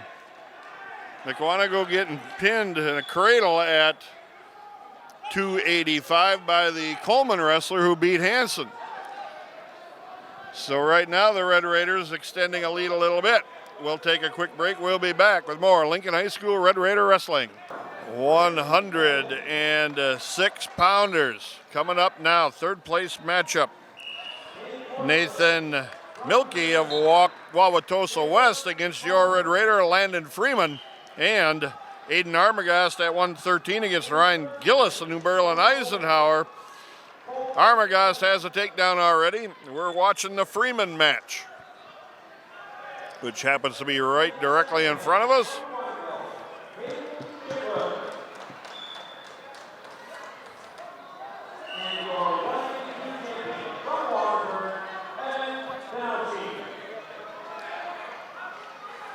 Wrist control and collar ties, elbow control by both wrestlers. Kind of a feel-out session here. Armagast is looking to try to turn his opponent. Did not get the near fall. That's Ryan Gillis of New Berlin Eisenhower. Once again, the Red Raiders in their black placement match step-ins, as they call it. Scramble into a single for Freeman. Well, he recovered really well on that. Yeah, he was out of position. Kept wrestling.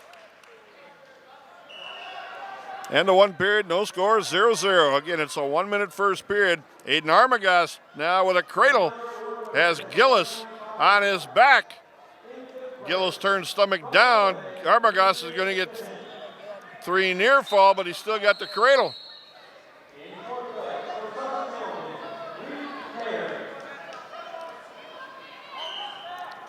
Armagast up 5-0 second period.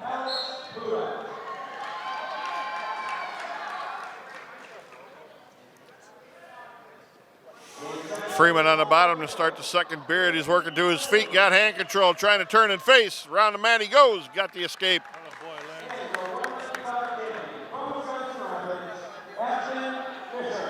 Ashton Fisher just receiving his award. You may be able to hear the public address announcer.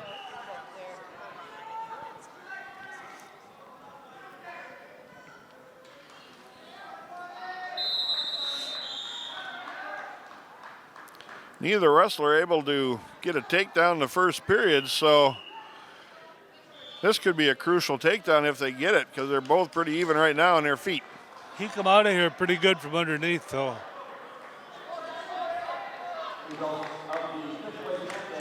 Shot in, but countered and back to our feet. Stretched out Russian, back leg trip into a wizard, knee pick by Freeman. Barrel roll by, wow, what a scramble. Off the mat.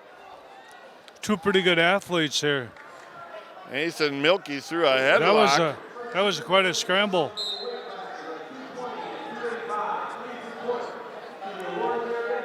$10-0. Aiden Armagast is ahead of Ryan Gillis at 113 in the match, in the championship match.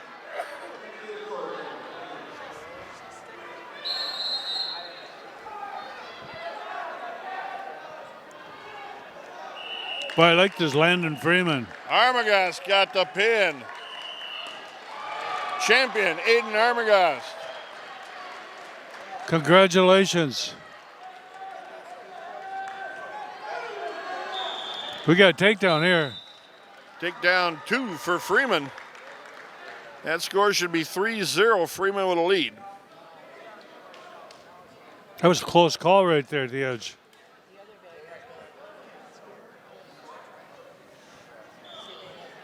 Should be 3-0.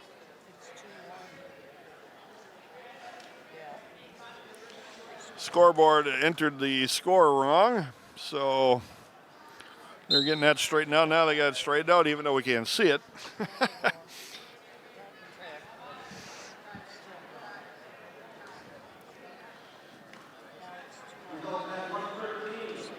Going to a Russian arm tie. Now sweep shot in by Freeman. So we have two champions already.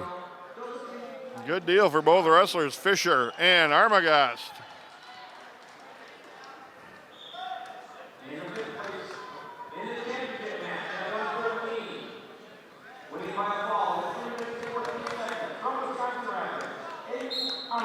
And there is the announcement from the public address announcer, Aiden Armagoss, winning on a pin in a championship match. Shot in by Freeman, countered. But he remained with wrist control and allowed him to back right back out of there, back to his feet. Shot in again, but his head's down, gonna get countered here. Gotta fight back to his feet.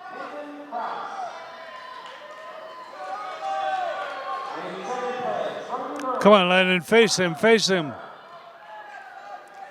Hello, boy. He manages wrist control really well.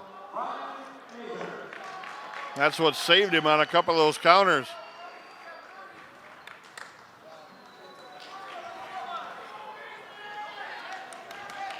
.30 the lead for the Red Raider.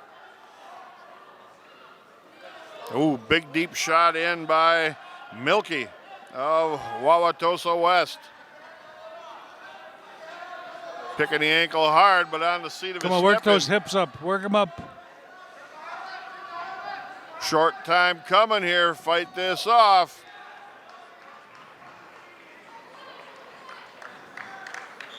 Don't give it up. Atta boy.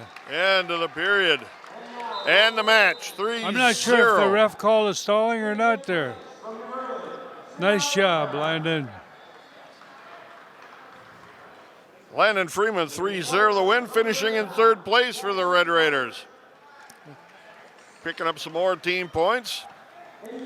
Aiden Armagoss, the champion at 113. 120-pound championship match coming up. And Carter Freeman in the finals as well. We'll bring you all that action after this short timeout. 120 and 126-pound championship matches. You're watching Preston Spray against Ray Lemieux of Coleman.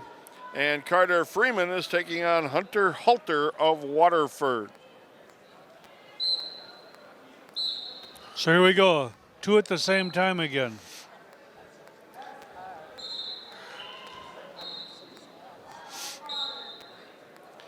Carter Freeman and Hunter Halter from Waterford.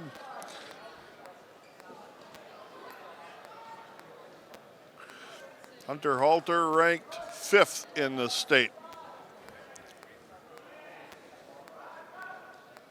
At 126 pounds, that's the match you see. Preston Spray's on his feet at 120. On the mat, just straight to the left to take down Hudson Halter. And that's going to be probably 1 point escape here. Hopefully, because they are neutral. 1 point escape for Freeman. Freeman with a shot in, but got caught coming in there off the mat. He gets in that same shot, and he gets in that suitcase. They high whizzer him always. Oh, no, no, no, no. Into that Okie choke, 2 takedown by Halter. And he breaks that, just goes to a cover and a ride. Spray is working on a takedown as we speak. But still no score yet. And stalemate there. 50 seconds left first period. They're going to go back on their feet. And Freeman gets the escape. Freeman trails 4-2. 15 seconds left first period. Spray with a takedown now. He leads 2-0.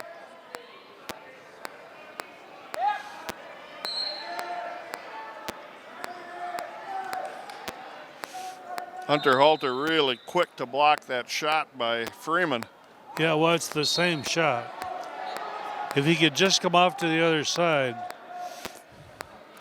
Halter's going down to start the second period. Spray still leading 2-0, riding at 27 seconds left. Caution, jumping to start Freeman. You can see him just flinch a little bit early.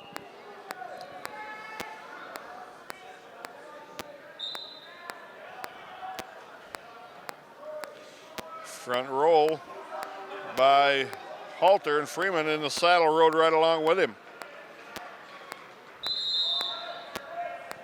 And the 1 period, Spray leads 2-0.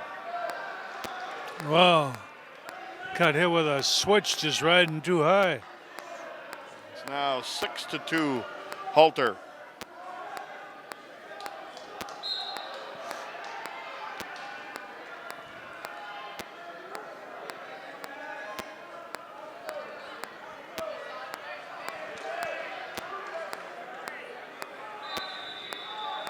You can see Halter jumping to start there, and the ref said, yeah, you did.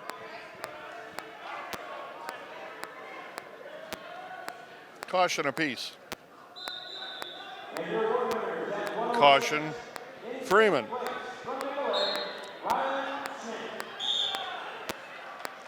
Spray to his feet off the bottom. Gets the switch and a reversal. He leads 4-0. 10 seconds gone, second period. Freeman to his feet, lifted by Halter, take it back to the mat, but he keeps coming up, forward roll.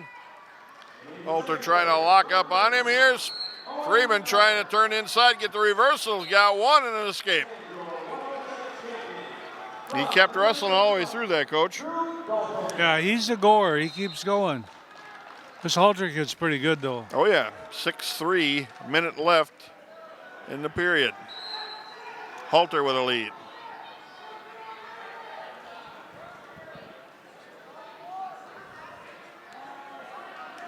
Ooh, Halter with a deep shot. Whizzer by Freeman.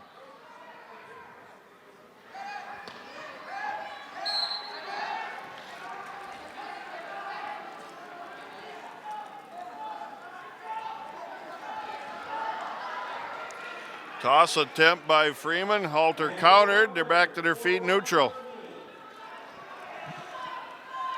Spray leading 6-0 at 42 seconds left. Again, Freeman with a shot in. Halter's really good at countering. Well, we keep taking that same shot. And they get under our arm.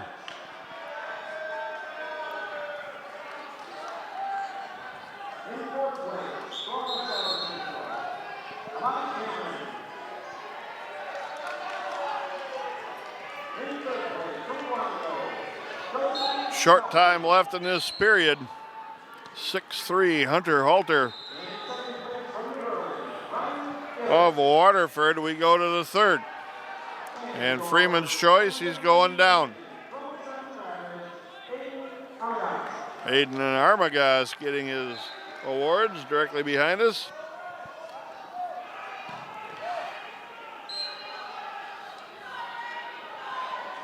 This Halter stops that first move pretty well on Carter. Spray at the end of two periods leads 6-1. Freeman to his feet now, working on hand control. Halter lifts and trapped that right side arm.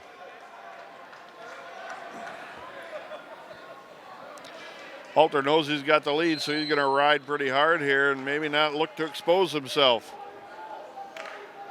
Freeman to his feet. Forward roll, and Halter just lets him go. 6-4 now, the lead for Hunter Halter.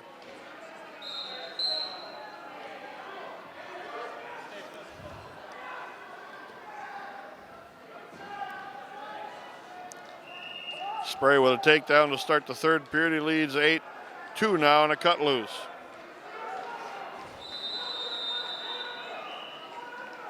Boy, right now, if Freeman could complete a takedown, tie the match up. 35 seconds left, third period. Again, Halter not going to expose himself, not going to push the issue. But Freeman's got to pick it up. Warning, stalling Halter. Lateral drop attempt off the mat. They work. No points. They're both out of bounds. 20 seconds left.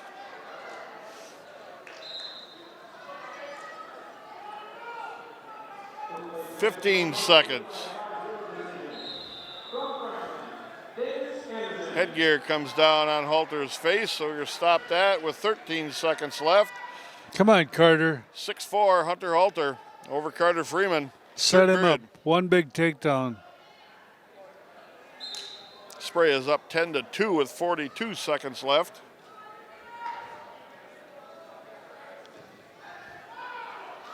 Tried a lateral drop. Hunter Halter countered. 2 takedown. It's 8-4. Hunter Halter with a win. Hudson Halter, excuse me.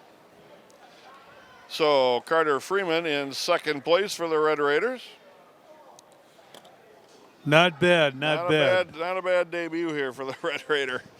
Now we go over to the Spray match. Final 10 seconds there. Spray in definite control. And that's the way this championship match is going to end. 10-2 for Preston Spray. He's a champion at 120 pounds. Congratulations, Preston. Nice job, Preston. 2 pins and a major. Extra half team point coming into the Red Raiders total. It's pretty dominant day's work. Pretty dominant for the Red Raider. And right now, I'm not sure if we have, way down on the far end, Joyce says, mat 4, we have Lucas Bean. And that would be at 138 pounds. The 5th place match against Coleman's Micah Kuchta.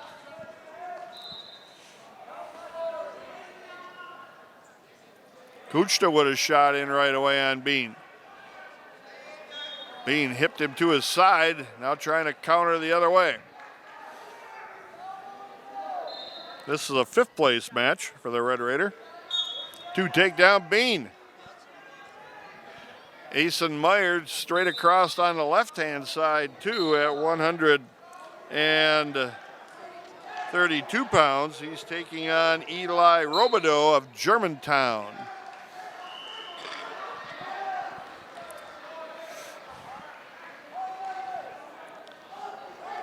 Bean working on an armbar on this near side. Trying to drive it around, now straightening him out with a wrist.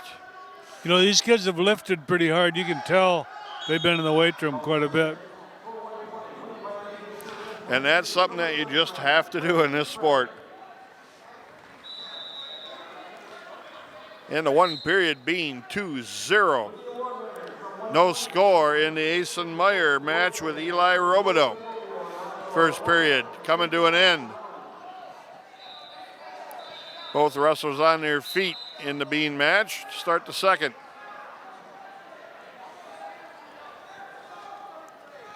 Kuchta, long, lanky 138-pounder. A lateral drop. Caught Bean. 2 takedown, 2 near fall, 2 reversal. Lots of points thrown out there. 4-2, Bean trails now.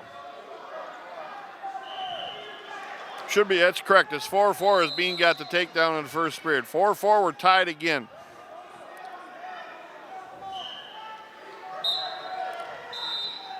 And it's 1-0 on the escape for Robideau over Asen Meyer starting the second period. Kuchta now trying to come out and sprawl and face. Bean trying to drive in, still remain in some kind of control here. If he's smart, he keeps driving. And now Kuchta coming to his feet, now sprawls back again. He got the one escape. Kuchta ahead 5-4.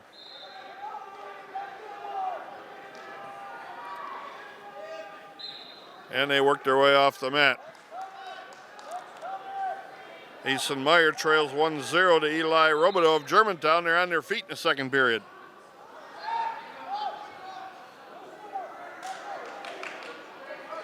Bean down by 1, took a shot in, missed a leg, countered by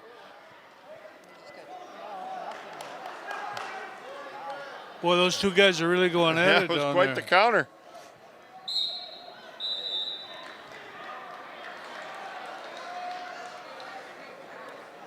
Shot in again by Bean. Gets to a double. Can he score this? Tried to step in with a back trip, but Kuchta stepped away from it. Off the mat, end of the period. 5-4 Kuchta. Bean's choice, he's going to have to go down. Still, I do believe it's 1-0 in the match with Asen Meyer and Eli Robideau, Germantown, second period. Bean on the bottom now has got to come out to tie this. Tried to hit a switch, but got that trailing arm caught and countered. Third period coming for Asen Meyer. He's going to go down. Trails 1-0.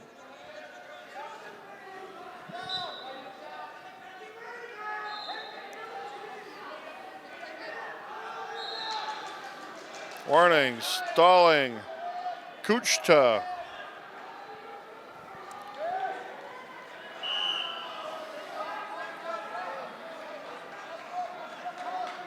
One point escape. We're tied with Asen Meyer and Robideau.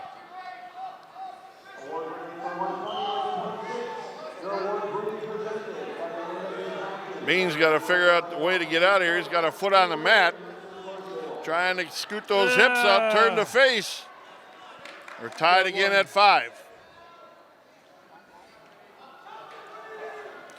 Lateral drop attempt, fight it off, Miss Bean.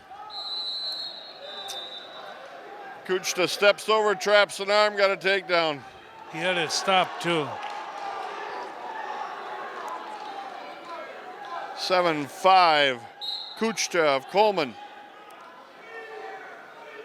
Asen Meyer on his feet, 1-1, third period.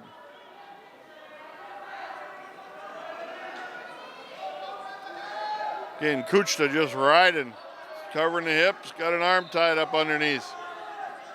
Now he's out to the side looking to try to turn. He's got a bar and an arm block. He's trying to run that bar over, which he has done. Come on, Beaner. Near fall coming, and that match is probably going to be over with that near fall.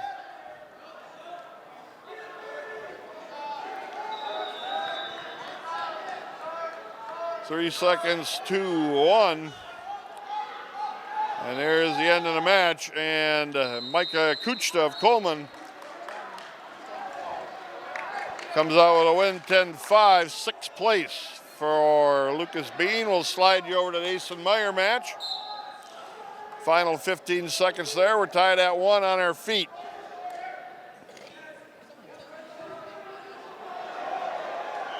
Ooh, I think he might have got a takedown. It's hard 2, to see. says the referee. Meyer with a takedown. At the end of the match. Wrestling through the whole 5 minutes in this case. Well, I guess that's the trademark of this team. They really do keep going. 3-1 to win for Asen Meyer, finishing in 5th place for the Red Raiders. That's pretty good. Yeah, next up, Josh Black at 145 against Ira Schlotke. And a championship, Ben Weidman against Hunter Rudzinski of Waterford. We'll take a break. We'll be right back with more Lincoln High School Red Raider Wrestling. 145-pounder Josh Black against Ira Schlotke of Grafton. That'll be the match right here in front of us. We should mention again that one of our former wrestlers, Damian. Yes, Damian Bennett.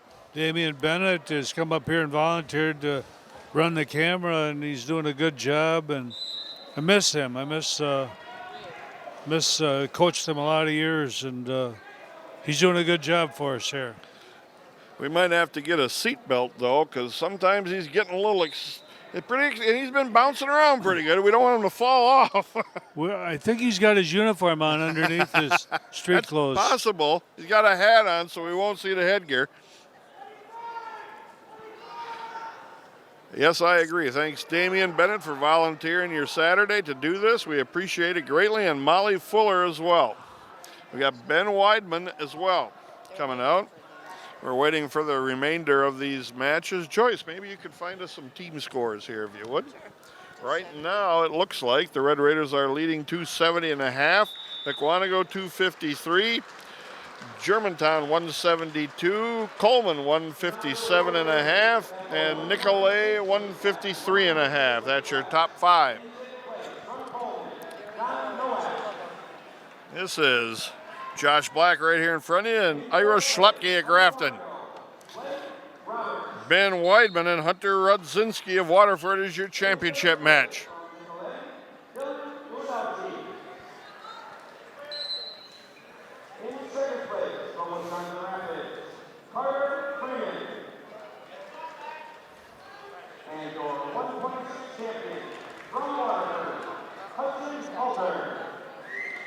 And Rudzinski in on a takedown, and he cuts Weidman loose.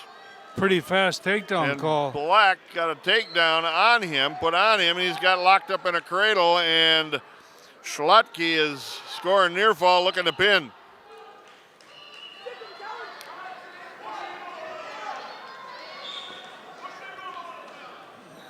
And Black able to break the grip, but he's down 5-0, gets stomach down.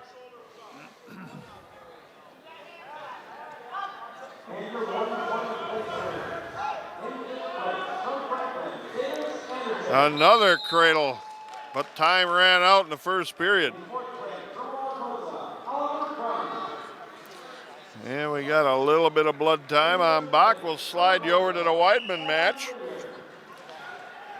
Ben Weidman against Hunter Rudzinski of Waterford. And Rudzinski leads 2-1. 50 seconds left. First period.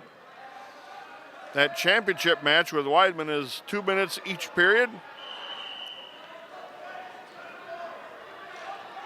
And the Wrestleback side, the third place match with Josh Black and Ira Schlutke is 1 minute first period.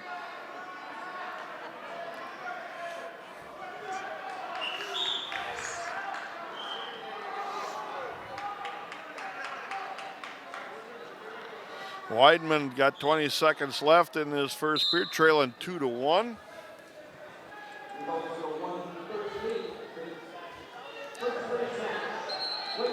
Weidman got kind of run back over off of a shot that he got balled up on, but they were off the mat. 9 seconds left. First period, Weidman trails 2-1.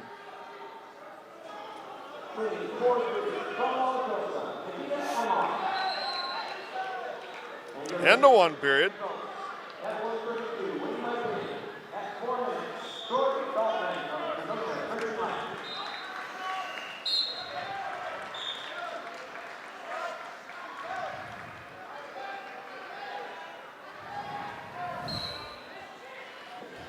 Rudzinski is ranked 11th coming into this tournament in the state. And he's got the escape, leading 3-1 with 10 seconds to go on the second period.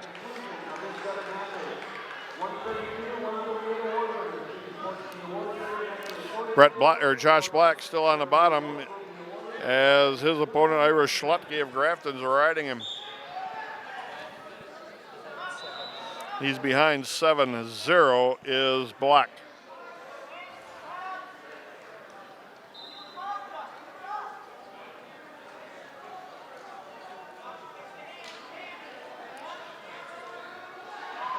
Weidman's trying to underhook and rip Rudzinski off him, but couldn't do that. Rudzinski hangs on for the takedown, 5-1. It's just a power difference there. Yeah.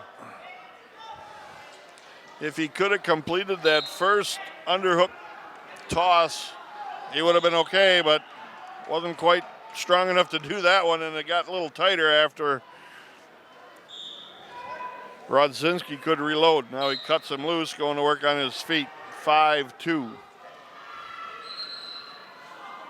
Got to an ankle trip, and they're out of bounds. Bach is still down. 7-0. And still on the bottom. End of the second period coming. 36 seconds left. Weidman trails 5-2, second period. Shot from a long way out again by Rudzinski, and they drive right off the mat.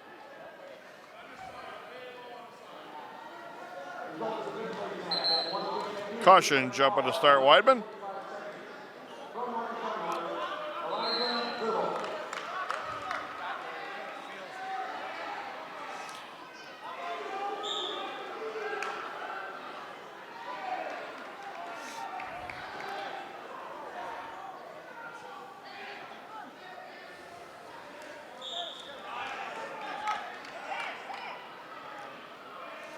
Josh Black forgets to move his feet once in a while. Ira Schlotke with another takedown on him, and it's now 10 to 1. 10 to 0. Third period coming for Weidman, trailing 5 to 2. Still in the match, got a score off the bottom here. Be a big period for him. He's got the one escape, down by a takedown.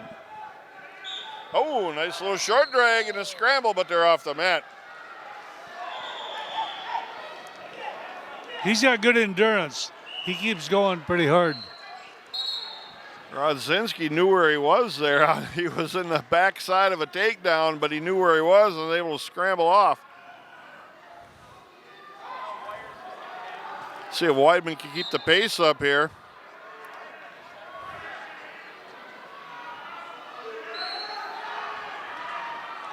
Shot in again, and they're off the mat.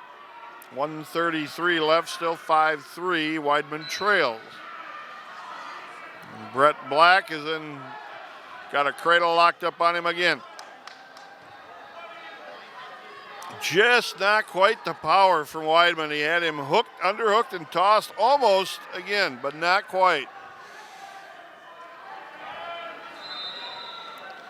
Shot in by Weidman, got to a leg, but got stretched out.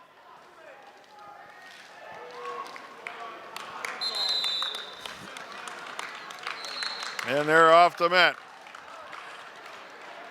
Josh Black goes down to defeat to Ira Schlotke 10-0. He finishes in fourth place for the Red Raiders at 145 pounds. 53 seconds left, 5-3. Rodzinski with the lead, and he takes a shot in again. Weidman counters, tried to get a little step in back trip, missed that.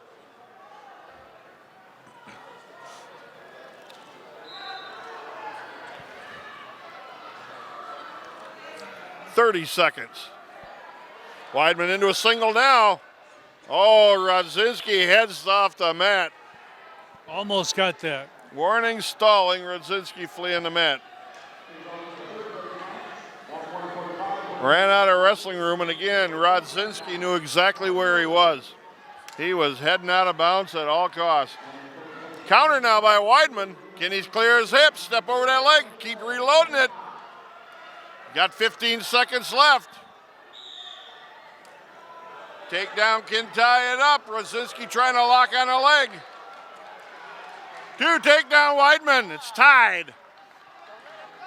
Forward roll. Stay in here, stay in here, End of the Ben. match. 5-5 tie. We go to overtime. Wow. What a flurry. Yes, it was. Rodzinski with a bad shot in again. Weidman with wrist control and an underhook for a counter. Oh, now he's in on a better shot. Weidman's got to counter this. Underhook, reshot by Rodzinski to a double. Around the corner they go. Little short drag, and he gets a takedown. Just got overpowered a little bit. We got the big match coming here, too. Takedown at the overtime, 7-5. Weidman goes down. But he finishes in second place for the Red Raiders at 152 pounds. Pretty good day for In the all honesty, that's a sophomore, good yeah. place. You would have liked the championship, obviously, but pretty darn good place. Now, we got 160-pounder, probably one of the feature matchups of the night. Brett Bach at 160. And a 170, too.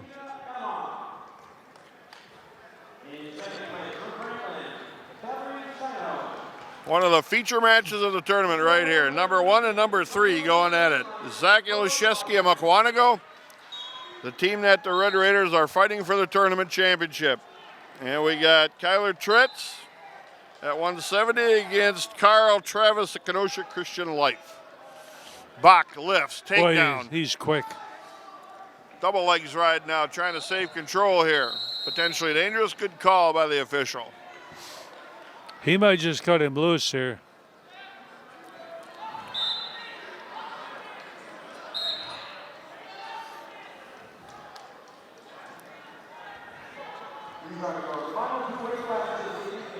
Ooh, Bach looking for a cradle. Still staying after that leg lift, and Ilishevsky counters well. 2-1 Bach. Tritz is on their feet. He's in on a single to a double. Tritz with a takedown and a lead.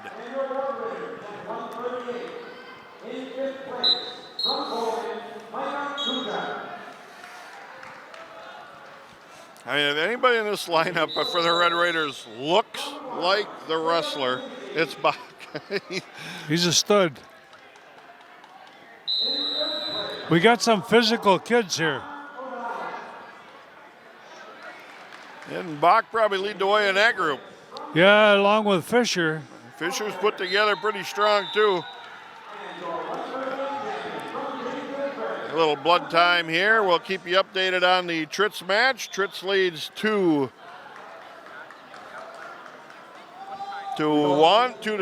excuse me. He's on the bottom to start the second. And he's looking to get an escape here. Got to slide that hip back, which he has done. Now he's got the escape. It's 3-0 Tritz with the lead. Bach gives up nothing. He's so solid. Tritz is in a match for third place. And we'll slide you back to the Bach match now, since that's a championship match. Little mat clean up by the Mukwonago coaches. Tritz looking to get another takedown. All right, here we go. Mat's cleaned up, wrestlers cleaned up. Red Raiders lead 272.5 to Mukwonago's 253. So all in all, they've extended their lead. They've had a pretty good round here in the placement matches. They've lost a couple, but they've won more too. No, we've done really well. All right, now we got everything straightened out. 56 seconds left. Bach leads 2-1. He wades right in. And blood on the mat again.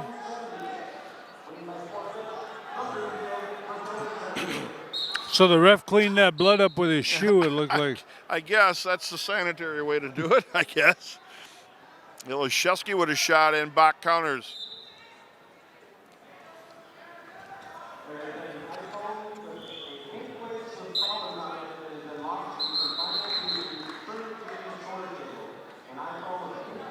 And must be blood on Mukwonago again.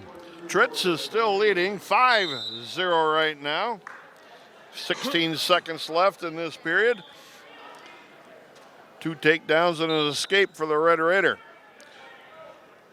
Got a legs ride, and this is about as slow as I've seen Tritz move so far, but he's got a legs ride in and controlling. Well, he's got a guy that'll lay on his belly, and that's to his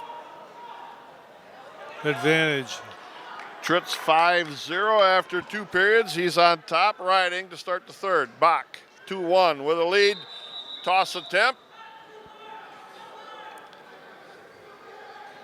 Again, you got 2 really good guys going here at 160.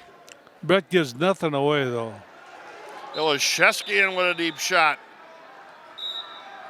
Bach locking up across the body.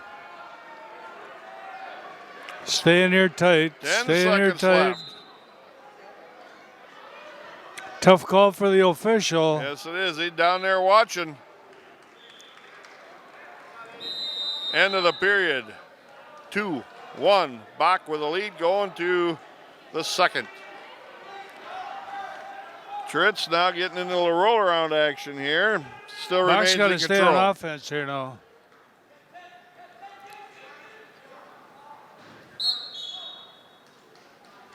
Ilishevsky builds to a high base right away. Bach trying an Okie choke. Don't get in trouble here. He just bails out because he was going to be in trouble. 2-2.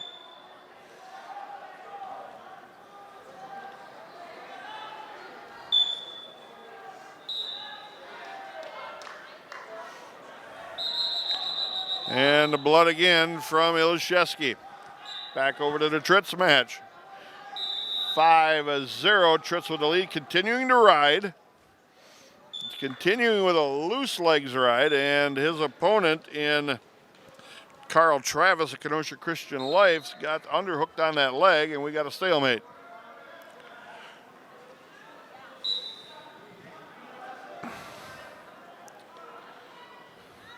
Tritz in the third period, and now Bach is ready to go again, so we'll swing you back that way. Hopefully we're not getting you dizzy, but Ilashevsky on a nice shot. Bach trying to counter. Around the corner we go. Got to get him back down on the mat. Can't quite do that. Ilashevsky counters well, too. He really does. Brett's on offense the whole time. Back over to the Tritz match again. 20-some seconds left. I can't quite see it. Warning, stalling, Tritz on top. And it's still 5-0 in favor of Tritz.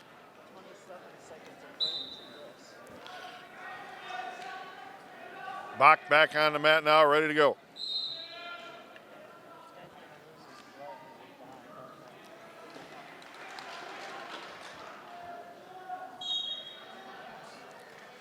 Ilashevsky with a nice shot in, but Bach hipped into him.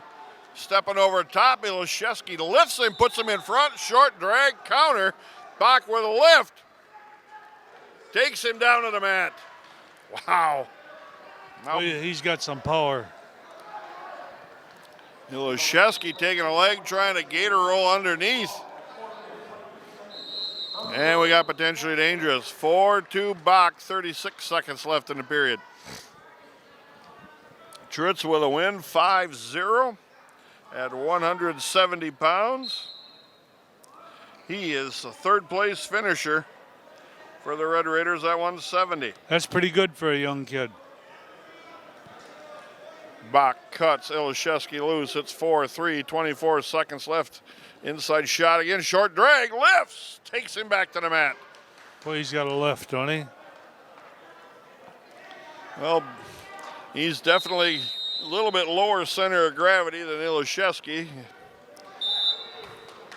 Ilashevsky a little bit taller, so Bach's got the hips underneath him. 11 seconds left, 6-3, Bach. And escape Ilashevsky, 6-4. End of two periods, Bach's choice, he's going down. This is all you could ask for in this match. This is a good match to watch. Two exceptional wrestlers going at it here.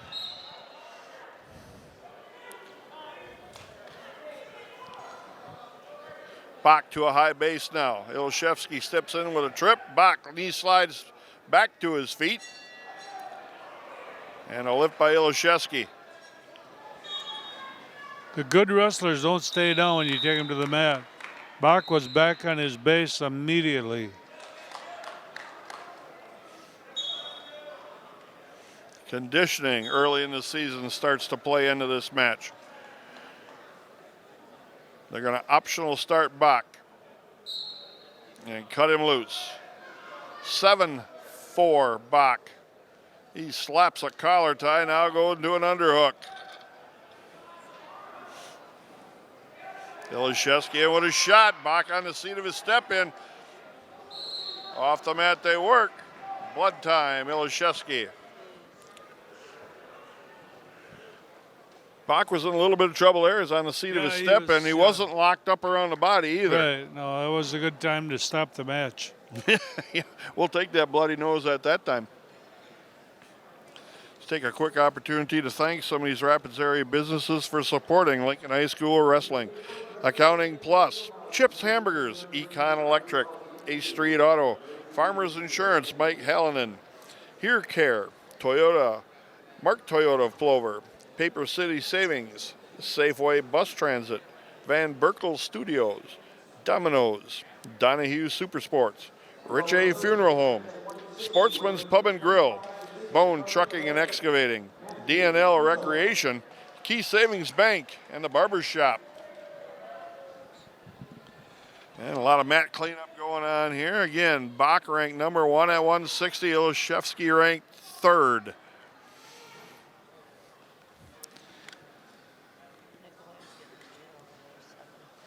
Bach pacing around the mat, pacing. Waiting for Ilashevsky to get cleaned up and the mat to get cleaned up. I'm not sure if Ilashevsky's got a bloody nose or if he's got a cut somewhere on the forehead.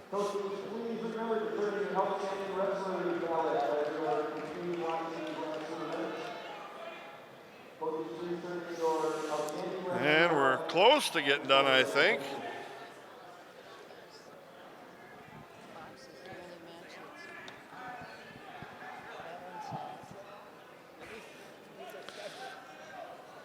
Again, we got to thank Molly Fuller for doing the first half of the wrestling tournament on camera for River City's community media. Thank her very much for volunteering her Saturday to do this. We were a little short-handed to start with, but got filled up in a hurry by 2 great volunteers. We thank both of them. Even more with Damien, he drove down here all by himself just to watch this and didn't even have a place to stay. So, and he's not even the manager, so again, hats off to one of our former wrestlers, Bach with a takedown. 9-4. 108 left. They're going to put him back on his feet. 9-5 now.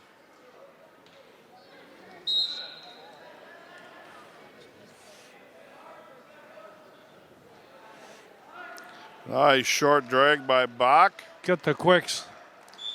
Ilashevsky tried to spin to the mat, couldn't counter it. 11-6 now the lead for the Red Raider. Toss attempt, but off the mat. Well, he's comfortable in there. And Ilashevsky caught one in the forehead or the eye again. Got a little more mat cleanup going on. Well, he's a beast. Yeah, he is. is. He don't give much away. Like I said, if you watch the stereotypical look of a wrestler, that's a guy right there. He's got wrestler written all over him, and that's it. Well, he's paid his dues, too. He's wrestled all over the country, Greco, and hats off to his dad, who's the president of the Mat Backers and owns the Beast Club and does a lot of work with Dennis Hall, so he's paid his dues. Brett Bach puts Ilashevsky back on his feet one more time.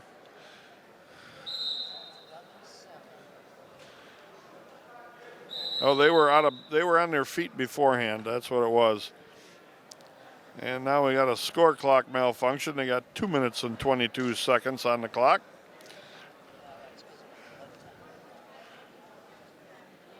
And we're getting that straightened out now. The assistant official is making sure that's all straight. 48 seconds left, 11-6, Bach with a lead. Third period action. Ilashevsky with a weak shot in. Bach with a counter. Short drag, spins behind, lifts, takes him down. 13-6, then cuts him loose, 13-7. Bach winding it up here.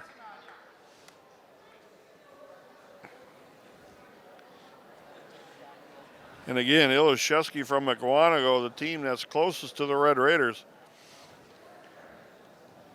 Lateral drop attempt, they're off the mat. Oh, he got the 2. Now it's 13. Making sure the score is correct. Coaches aren't going to agree with that call. Yeah.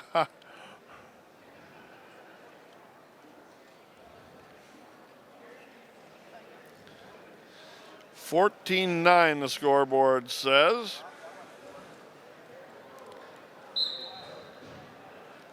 $15 seconds left. And Ilashevsky's going to look to throw again. Well, that ain't going to work for him twice. Off the mat, they work on the counter. Brett Bach, a champion, 14-9 at 160 pounds. And even though the score ended up close, it really wasn't close. He dominated that whole match. Yeah, and the more it went, the more he got rolling, and the difference you could see there. Yeah. 7-point difference in the match, or excuse me, 5-point difference in the match, but it was pretty dominating for Bach. We're going to take a quick break. We'll be back with more Lincoln High School Red Raider Wrestling. Back now at West Allis Central Fieldhouse. Final team scores look like this. Wisconsin Rapids 278.5. Mukwonago 257. Germantown 179. Nicolay 158.5. And Coleman 157.5. Coach, congratulations on the Ed Stech Championship. Yeah, thanks, Scott. I thought Russell looked really well. I mean, yesterday obviously we wrestled well, and today, it's a match that didn't go quite our way, but we did come back and started winning a lot of matches at the end again. So. Right, and you get the better matchups here later in the tournament, so there are some that, you're not going to be favored in or may not win, but overall the Red Raiders with a lot of extra team points that first day and a lot of pins.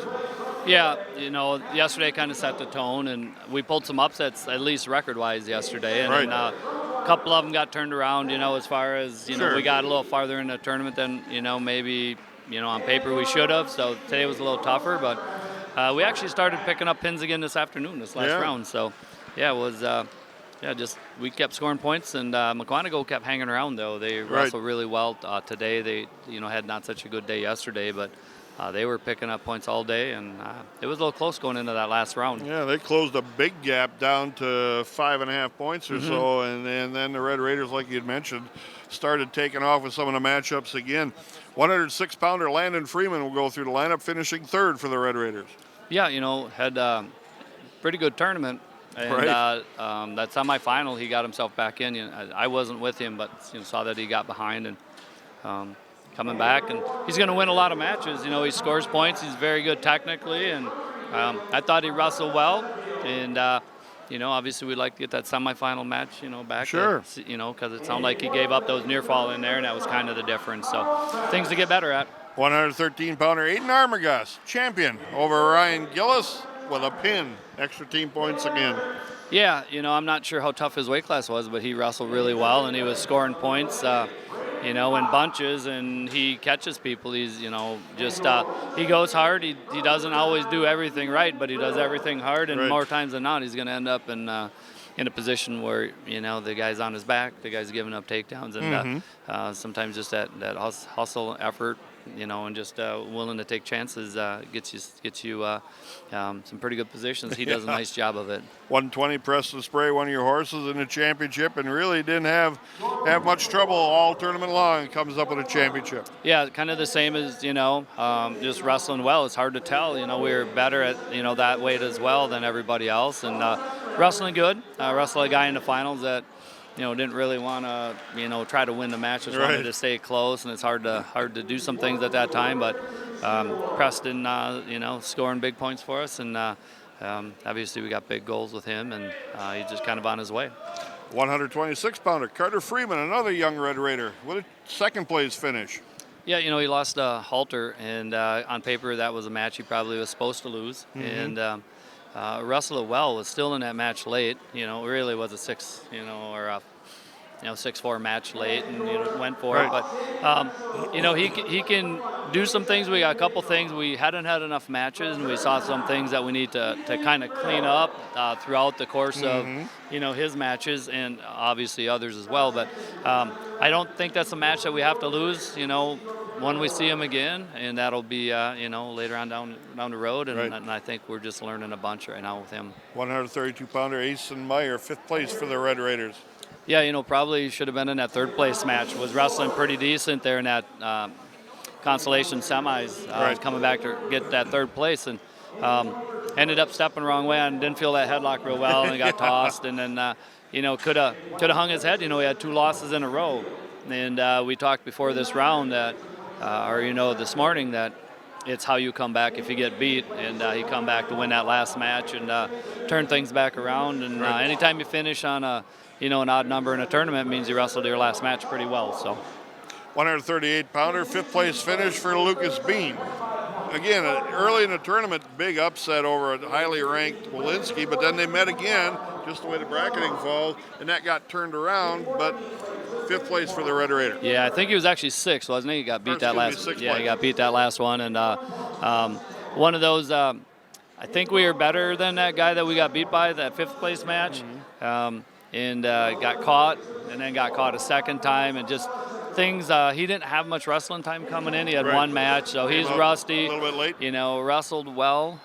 Yesterday that match was still close. That guy's the 5th ranked guy, and that we've split matches with. Right. He could win that match anytime, which means we must be, towards the top part of the bracket there, and make some mistakes that we got to fix. So, overall, he wrestles hard. We just got to clean those mistakes up. And the thing that he did in those 2 matches with the same wrestler, Wislinski, he got the pin, so he gained in the team points totals over the decision later on. Yeah, so it was it was just one of those matches where the kid was rough, and you just kind of caught us in a couple spots where I didn't think we'd give up points, and he's going to be just fine. We just got to get wrestling time. Sure. 145, Josh Black finishing in 4th place for the Red Raiders. Yeah, coming down on the bus yesterday, we weren't sure how healthy he was. He dinged up a calf and was not feeling real well, and kind of compromised a little bit.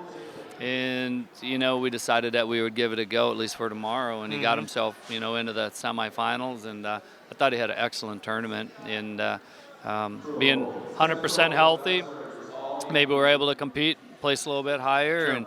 And he's just kind of trying to get accustomed. Same with Lucas at 38. Those guys were quite a bit lighter a couple of years ago, and all of a sudden they're up. They both were 13-pounders not too long ago. And kind of getting in those middle weights, trying to learn how to wrestle those bigger guys, and Josh doing a real nice job of that. Ben Weidman, 152-pounder in the championship match, finishing 2nd in a close match, 7-5. Yeah, wasn't sure what we had coming in. Ben was 1 and 2, but we knew that he lost to 2 good guys, and obviously confidence. And you hope that they can wrestle through that. It's not easy, and go to the seeding meeting with guys like him and Josh, and get 13 seed, 14 seed, and know that we're way better than that. And guys getting a little happy when they should be. Well, they got a trophy back there, so right. That's exactly what we should do. So they talking back there. Ben, wrestled really well. He could have been a champion. We got back into that match, and thought once we got it to overtime, we were gonna, had that momentum on his side, and he was real close to being able to score in a couple of those spots. And just again, from where he was, a week ago at that point meet, to where he is today, we're so far from that, and it's nothing but good things coming for him. Another champion and dominating wrestler probably in the tournament, Brett Bach at 160. That was a heck of a match with Ilashevsky, but it was controlled by Bach the whole match. Yeah, those guys are both very good. 1 and 3 in the state. Yeah, 1 and 3, and Brett just wrestles hard, and he wrestles out of positions that a lot of guys would be caught, and he got put on his hip multiple times in there, and he chest wraps, and he that last little scramble right at the end really, he does some really good things that a lot of people don't see, and he's able to get those hips back up, and he doesn't panic. That's one thing he does, and he loves to compete, and that was a great match. And I think we're getting joined by a few guys. Hey, there we go. Good deal.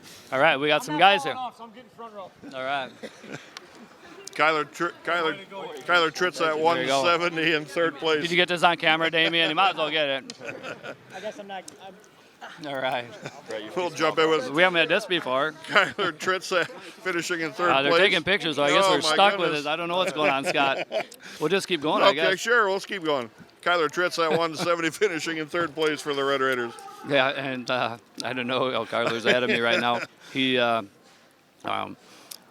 wrestled really, really well. Really controlled. He was upset on Thursday night by a guy that he probably should have beaten, and we talked about a lot of things the last couple of days, and he did those things. And sometimes you have talks with kids, and you try to make some things better for them, try to help them out. And that doesn't always translate right away. Maybe it's down the road. His translated from from Thursday night to Friday, and man, he wrestled just awesome today. Yeah, in that last match, like you said, he's wide open all the time. But in the last match, he controlled and rode with the hips pretty well. The guy scored 0 points. Ran some time out, and controlled him that way instead of 100% fly around all the time, where it opens you up sometimes For sure. the counter and the mistakes. Yeah, and that's why we've had some troubles so far. Right. If he can wrestle matches where 5-0 match, he can win a lot of matches. And I'm really proud of how he wrestled, how he just handled himself all weekend long. Damian Sturka at 182 got knocked out of the tournament in the Wrestlebacks, but again, a young wrestler, not a lot of experience. Yeah, he's one of those guys that at the end of the year is going to be a factor in how well we do. And from that very first match, he won his first varsity match last night this season, and I just chewed him out. I probably shouldn't say it on camera, but he got chewed out because it was just a poor effort. And he wrestled better today, and he knows that he can do some things better than he was doing, and I thought he got better each match. There's no, we didn't need to lose a match that we lost. He should have been top 6. We 2-1 match and got cradled trying to score the escape, but we need to get better at that weight, and he's got to get better. 195, another champion for the Red Raiders, Ashton Fisher. Good thing he's not playing basketball anymore. Yeah, actually, he is just a pleasant surprise. Yeah. He doesn't do a lot of different techniques. He's not flashy. He just does the things that he knows, and he does them well and competes well. And coming in, I had no idea what we should expect from him. Right. And my expectations are a lot higher now. So now he's going to have to kind of step it up a little bit. Yeah, now he's going to have to have a little bit of different expectations placed on him. But just a pleasure having him back in there, and just how he competed today. It was really fun to watch. Yeah, and again, the expectations being higher means he's getting better. Absolutely. And there's better out there for him. Yeah, absolutely. 220-pounder Tanner Gormanson got knocked out in the tournament. Again, real young, inexperienced wrestler. That's going to get better as we go. Yeah, he'll get better. We're just, trying to transition from middle school wrestling to high school wrestling at a weight where there's no middle school wrestlers anymore except for him, and that's a tough thing.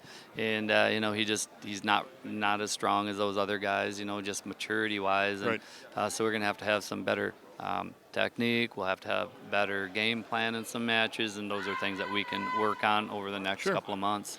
Josh Hansen at 285 comes back with a third-place finish. He told Damian here on the camera that Damian talked to him. He said, "I'm going to come back and get 2 pins." Yeah, and that's what he did. Yeah, he got team points for us, and real patient actually on top, and that not the last match but the one before, and just kind of kept wearing on a guy, and the guy finally got tired, and he caught him and pinned him, and he throws really well when he gets those spots. And now the kid that beat him from Coleman is really good. Oh yeah, better than I anticipated, and the kid that was an impressive kid, and we have to get in better shape with him, and he should have some pretty high goals for himself. Oh, that's good. That's good.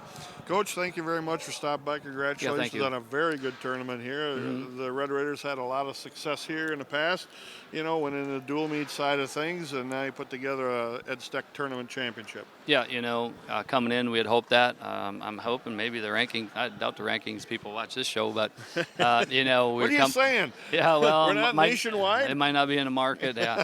But they came in, McWanago, that is, came in number 3. Right. And Arrowhead got beat Thursday night, and they're number 4. So I would like to think that if the rankings are based on results performances, on the mat, that I know it wasn't a dual tournament, but I'm not sure why we were where we were anyway. I would like to think that we're back up into the top 3 ranking-wise, and that's the goal, is to keep picking people off ahead of us, and we picked off a whole bunch of people seated ahead of us, right? And we picked off a team ahead of us, and maybe jumped another one. So probably couldn't have went any better, So probably exceeded expectations, and it was an awesome weekend for us. Coach, thanks for stopping by and giving us your input. We appreciate it. Congratulations on the Ed Stech championship. Lewie Benitz, thank you very much for giving your color. Joyce for keeping all the stats. Damian and Molly for doing the camera work. We'll be back with more Lincoln High School Red Raider Wrestling on River City's Community Media.